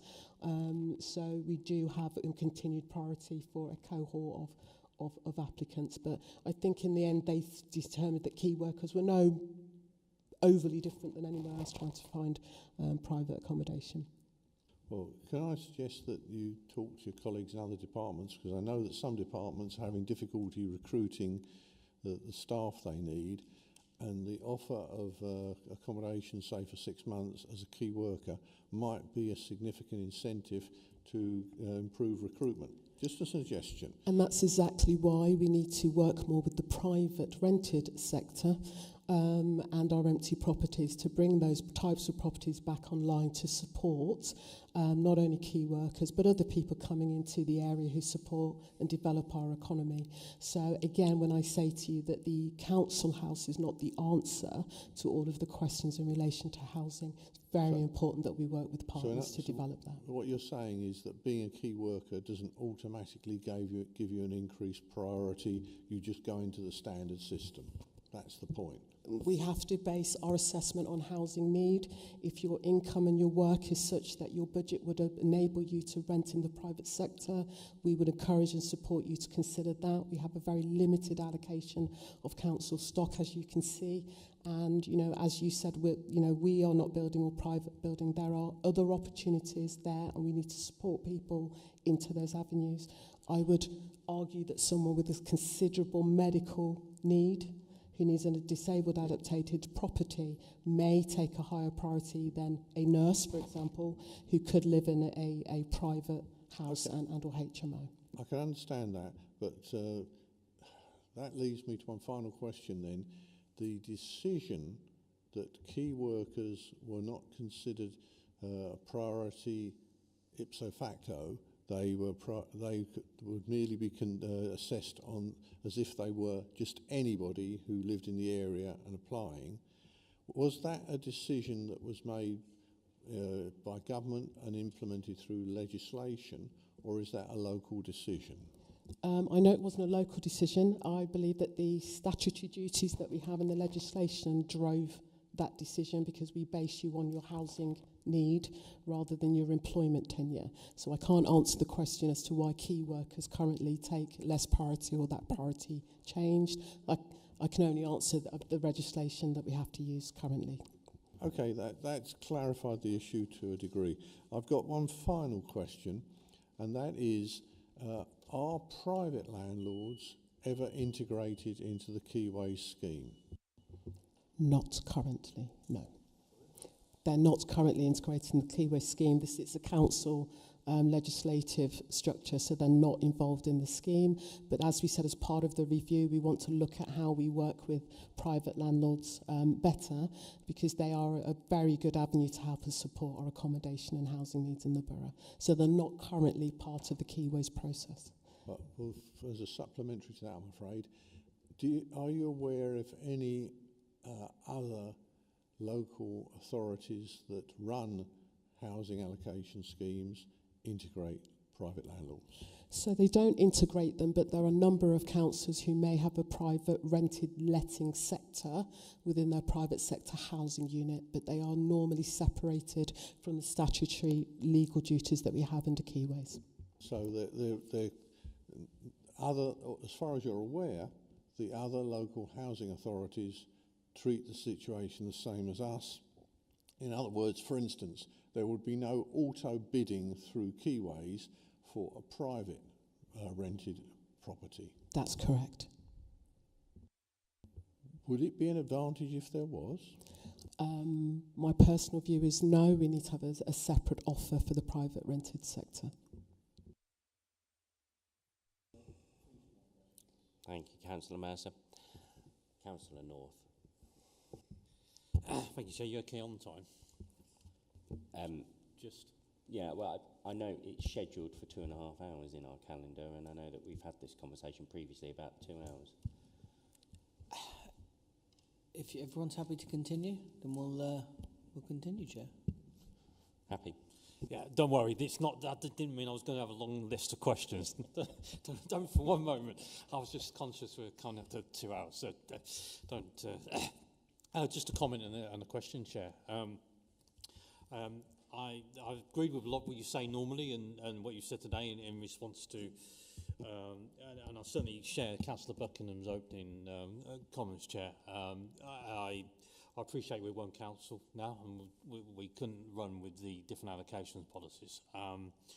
One thing I am concerned and shared the same concern is with Councillor Buckingham's comments around the auto bid in relation to displacement for people, and that's why I went back to the allocations policy, Chair. You know, my old legacy council, people didn't want to travel 10 miles, even if they were homeless, let alone 30 miles across Northamptonshire. And what an opening point, Chair, is, I normally agree with what you say, but not necessarily in your response to Councillor Buckingham. Is, to be honest, I would have waited or done something to actually try and ensure people stayed as close together as possible, families. And I could have, and I'm sure it's happened, that people have turned down accommodation because they actually would rather stay close to their family, whether it's babysitting, the school, or what have you. And obviously part of this council is about culture and place and communities. And you know, it's a big argument whether an argument is a cultural, national argument always, whether we're one big culture community or you've got lots of different communities. Now, I would say quite a lot of parts of North Northants are different communities, Chair. And as I said, I would not necessarily share your view about doing extra and still moving people out of their community, whether it's transport or other support. I would do what I could to try and keep people within the area that they'd like to stay in for the family, cultural and social and school reasons. Whether we could weight it or what have you, I wouldn't necessarily share the auto bidding. Now, Chairman, I think my old council was probably not the only council not on the keyways, and I don't think we had auto bidding. And auto bidding does concern me because I can see why it's done, but also I can see why that would cause issues for people who don't want to be, who have that disparity about moving away from where they are. So most certainly, when we look at the bandings, we have indications of the areas that people would want to live in. And part of the strategic housing role is to make sure that we understand that. And we are starting to develop where we have the demand, where people are saying, you know, 80% want to be here, we should be looking at how we develop. But we also do have a local connection criteria, and Garen's probably better placed to just take you through that than I am, so I'll hand you to Garen. Yeah, so in terms of the auto bid, the feature can be enabled for the particular localities as well. So auto bid isn't enabled, and that's for the whole of North Northamptonshire. It can be enabled for Corby, Kettering, Wellingborough, or East Northants. It can be enabled for one of those areas or up to all four. So we do take into consideration applicants' preferences where they're reasonable, but where we may extend that auto bid area is in cases such as homelessness, where we aren't able to effectively resolve their homelessness within that particular locality. So we have to branch outwards to try and resolve that housing need. Or you could have somebody that requires something very specialist, adapted property, where, you know, that accommodation is not likely to be available within a very short amount of time, you know, very quickly to address their emergency need or urgent need. And so that's where we have to branch outwards to be able to resolve that difficulty. And that's where we're trying to address that need as quickly as we possibly can. But auto bid can be to the set previous boroughs. Thanks for the interjection, and thank you for that. Thank you very much for that response. And I just say so. I'm just going to finish on that point and then on the question. I mean, one thing I would say, Chair, is why not be radical and scrap criteria D&E? There's no reason why you may not want to put it forward to members. You might be surprised what we actually decide to do, because as you've said, and I think it's quite that criteria, those on D&E have obviously got the means, not obviously, may have the means, or may never ever have housing provision, even on top of what Councillor Mercer's been talking about. That surely will only get worse, and those numbers and figures will sit there forever and a day, because, as has been said, they won't meet the criteria for whatever reason. So, you know, why not bring it forward and let's see what we may decide. And the question was, Chair, you know, over the years, numerous. I'll still call them RSLs because I've just been around long enough to. It won't change. They will always be RSLs, but you know they're social landlords for anybody watching. Endless numbers of them, and I think, you know, quite rightly working with those plans. But the thing is, Chair, I mean, just how do we ensure the quality of because I didn't see anything in here, and I'm not sure where we are with this. Just how ensure the partners we work with, because, you know, there are some scrupulous out there that have only got 3 or 4 properties that can, you know, put you in the kind of place Councillor Mercer was in the late 60s or early 70s, and it's just making sure the quality of the quality of the sorry, Councillor Mercer, the quality of our partners and the properties that are on offer.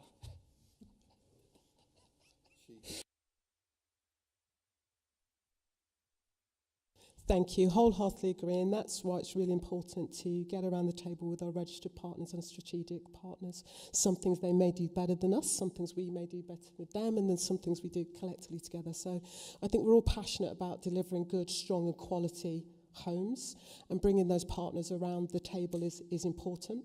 If they are already in a development where they are delivering, it would make sense for us to fund more development and vice versa.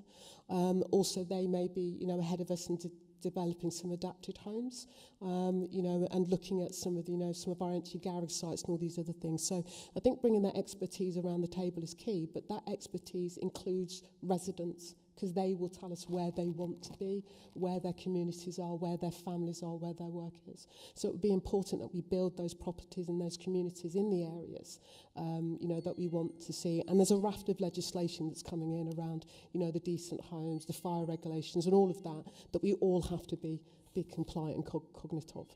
So, housing is challenging, but it's also exciting. There are wonderful opportunities. Yes, we may be radical. We may take a view that A, B and C, people banded C, we deal with through our keywords in the housing criteria, but bands D and E, we look at working with registered partners in the private sector to provide other alternative properties. We need to recognise as well, some people don't want to live in council properties, some people don't want to live in private properties, some people want to share and an ownership and a share in their home, and also different types of properties, you know, more bungalows, you know, more perhaps bigger family units. So I think it's a difficult time, but it's also a time to use our creativity and our innovation and our influencing and our power as an enabler, as a councillor, to encourage and support our developers in the Section 106. So very personally looking forward to us making a shift, and I think we do need to challenge ourselves, and we will need to make some radical decisions, but some harder decisions in an ever-decreasing financial climate. Thank you very much. Just before I bring Councillor Mercer in, probably to throw an insult back at Councillor North, just a couple of points I'd like to raise. First of all, I made a note, and I'm quite pleased that Councillor North got in there first. I made a note, why don't we just get rid of bands D and E? And I think you're absolutely right. And I think if there's at least two of us around here thinking it, then it might well be worth something progressing and taking away. Because, of course, A, if they're never going to, as you said earlier, they're never going to stand a chance, basically. What is the point in them being on the list? Because ultimately, as we're talking here about, you know, the keyways allocations, is the fact that it's still admin, it's still work that the team have to go through. And what you are saying is, you know, after that qualification's been carried out, there is no point for any further additional admin because they're never going to basically qualify. However, of course, as you've rightly said, Yvonne, what we can do is, of course, channel them through the appropriate network, through like the housing options team, etc., to work with them to, you know, try and find them an alternative, whether it be like the first homes scheme that the government launched not that long ago, or whatever else it might be. So I completely concur with Councillor North's comments. The other thing is that, of course, we've talked about the figures here of the fact that we're up to 6,200 and odd outstanding applications that are currently on the system, or not outstanding, but live applications sitting on the system. On that, I just wondered, had anything happened yet to carry out the annual audits of those to see how many of those are actually still current? Because, of course, as we know, we do have a lot of people who apply for housing who, when they actually do get you know, housed somewhere, whether it be through, you know, the fact that we referred them to somewhere else or wherever else they might have got something, the first thing on their minds is not to tell us, oh, actually, I need to close that active application down because I don't need anything anymore. So I just wondered where we're actually, and I'm not trying to catch anybody out, whether we're actually anywhere through that, because I just wonder how true a reflection that figure potentially is. Because, of course, I think that's, and I don't like to compare ourselves, but I think that's quite a bit higher than they've got over in the West at the moment, and that then straight away says to me that maybe that's not an entirely true reflection. Thank you. Yeah, so in terms of applicants that are nominated to properties with whether that's council properties or registered providers, we do get a results form back from those landlords to get those applications closed down. So there will be some in this figure that have been nominated and are, effectively housed, but we just need to get that data back and get those applications closed. But that will be a very minimal amount because that is sort of kept on top of. Annual reviews of applications is something that is on our service plan. Something that we definitely need to do. It does mean that the figure that we've got there is overinflated. We do believe that that figure will drop if we commence the annual review process. But that's something that we need to be able to do once we've got the resources to be able to do it, because if you sort of divide up that 6,395 figure over the working days that we've got in the year, it's quite a large proportion of applications that will need to be assessed on top of existing workloads within the team. So that's something that we're working with Yvonne to sort of address the service structure to make sure we've got the resources to be able to do that effectively and that we don't create a backlog in another area. Just to add, we have been working with DLUC to get some comparative figures around staffing numbers, levels of demand, to see if our structure is comparable, because obviously it's been an interim structure for a number of years, and that will help inform me develop the permanent structure to go forward. And sorry, just to add to that as well, one of the things that I mentioned during the presentation was about our service timescales, how long it takes for us to assess an application, our service standard. And what we need to look at is actually our service standard is very low for a unitary council of our size. 10 working days to assess an application, comparing that to even our colleagues in the West, when we're looking at a 33-day turnaround, it's quite a significant difference. So actually, if we review the timescales, made them more realistic, it won't necessarily mean that we need more resource staffing. It just means that actually we need more time to be able to assess it and make sure that's comparable with other authorities of our size. And I can confirm we will be looking at the 10-day process. So that will be part of the review. Okay, that's interesting. Thank you very much for that. Councillor Mercer. Thank you. It's just a comment and a warning. About 6-7 years ago, I had a case with one of my constituents where they were living in Rushden, and they were allocated a place at one of the colleges or higher education, A-level type colleges in Corby.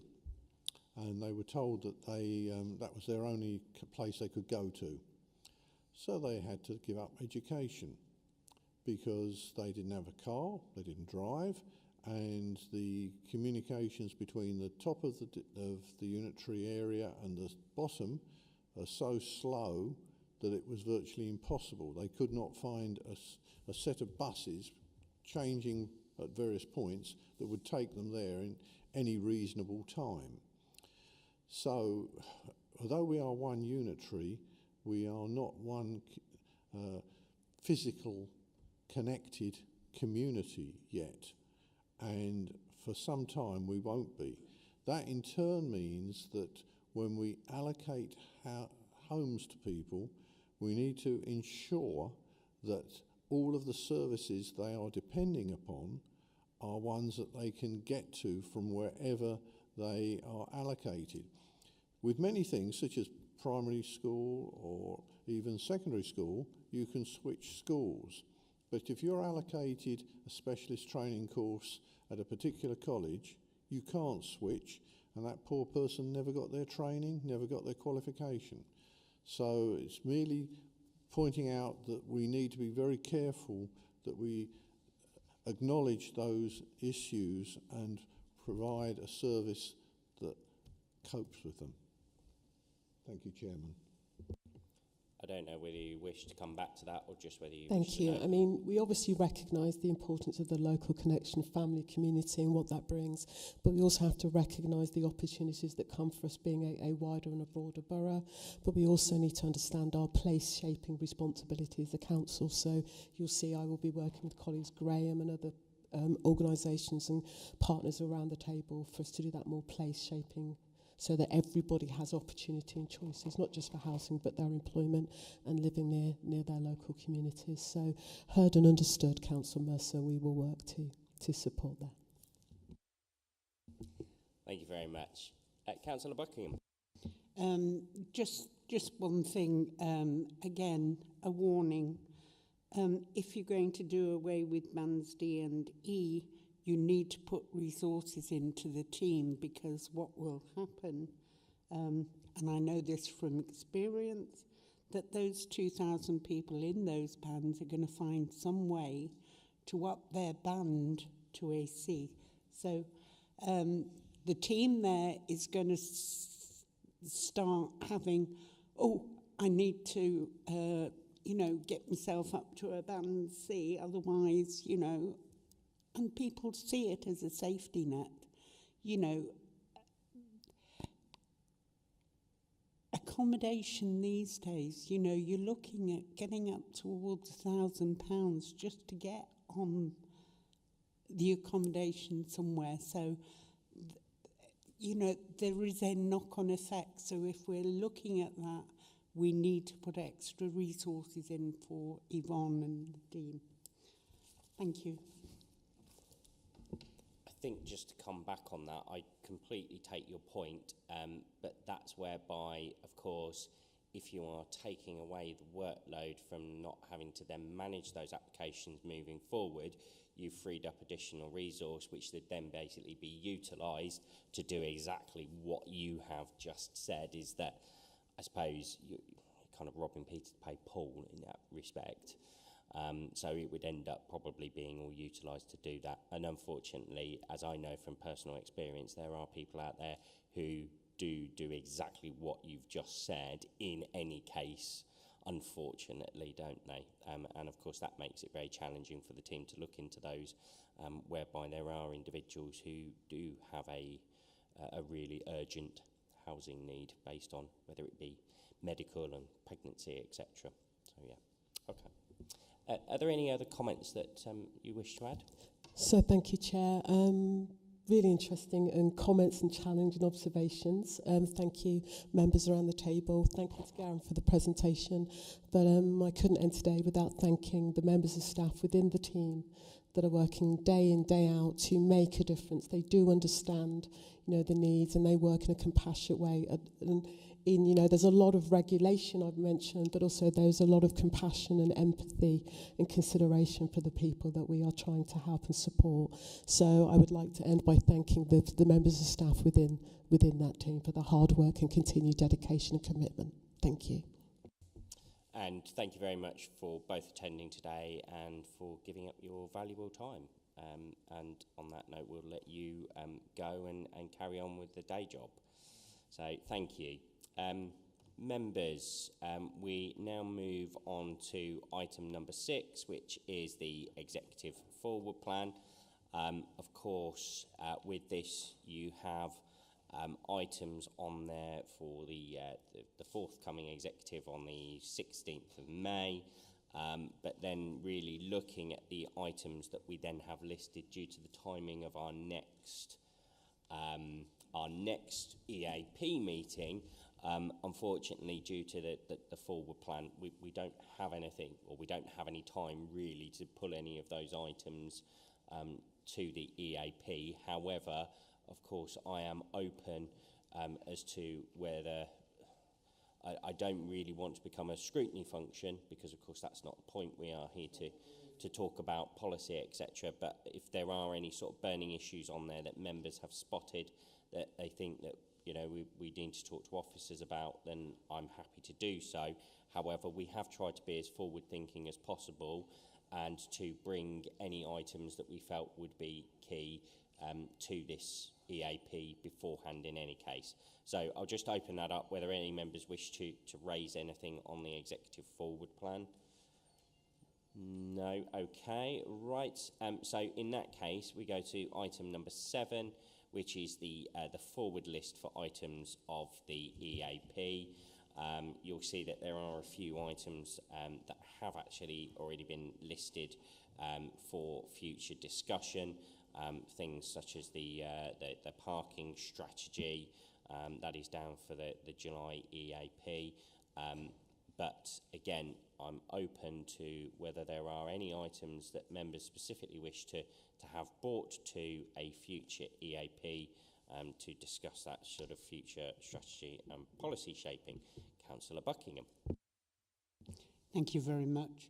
One thing that I've noticed isn't on here, but would like some more information on, I think, is the flooding issue going forward. Kia have got the contract for flooding, so it's what policies will they be bringing for future. We talked about the culverts today. You know, we know that there's different ownerships and things. However, as it's a new service brought through the Kia contract, it's something that I would like to know more how they're going to attack the flooding issue in the district, please. I think, unfortunately, Councillor Buckingham, and I am going to just look at David in a moment, but I do believe that that would fall under Councillor David Brackenbury's EAP because he is responsible for flooding. Of course, there is an element that slips into highways, which is just the surface drainage, which is just specifically is literally the gullies. But once that, literally, to bore you, once you've got the gully in the tail, once it leaves the tail and goes into the main drain, it then is no longer a highways element. So, but I am just going to quickly glance over to David and confirm that I'm correct that that would be Councillor Brackenbury's EAP. You are absolutely correct, Chair. There we go, there's a first time for everything. Apologise for that then. Councillor Mercer. Thank you, Chair. There's something called the Anglia Northern Regional Flood and Coastal Committee, which meets regularly. It's a committee of the Environment Agency, and David Brackenbury and I are the representatives of this council on that body. It meets regularly, typically has about 200 pages of reports. The meetings invariably last about 3 hours and then still overrun. And at these meetings, we spend hours and hours and hours discussing the flooding issues exactly as you've described. They're public meetings. They're usually broadcast. They used to be held at Peterborough, but the online part of it's actually now in, sorry, the in-person part of it's actually now in Kettering at the Environment Agency's office there. Most other people dial in. All the issues concerning with flooding are dealt with there. They have representatives of Anglian Water. They have representatives of various government departments, all the relevant councils and various stakeholders, and they have a significant budget to spend on these matters.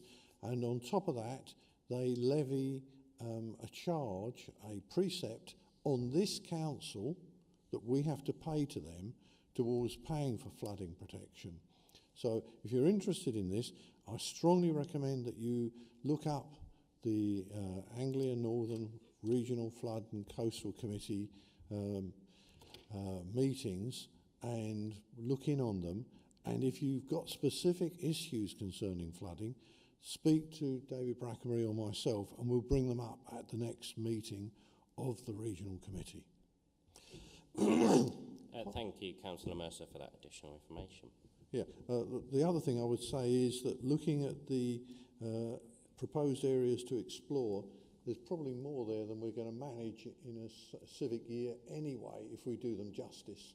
So I think that trying to add to it is probably pretty dangerous. Yeah. Okay, thank you very much.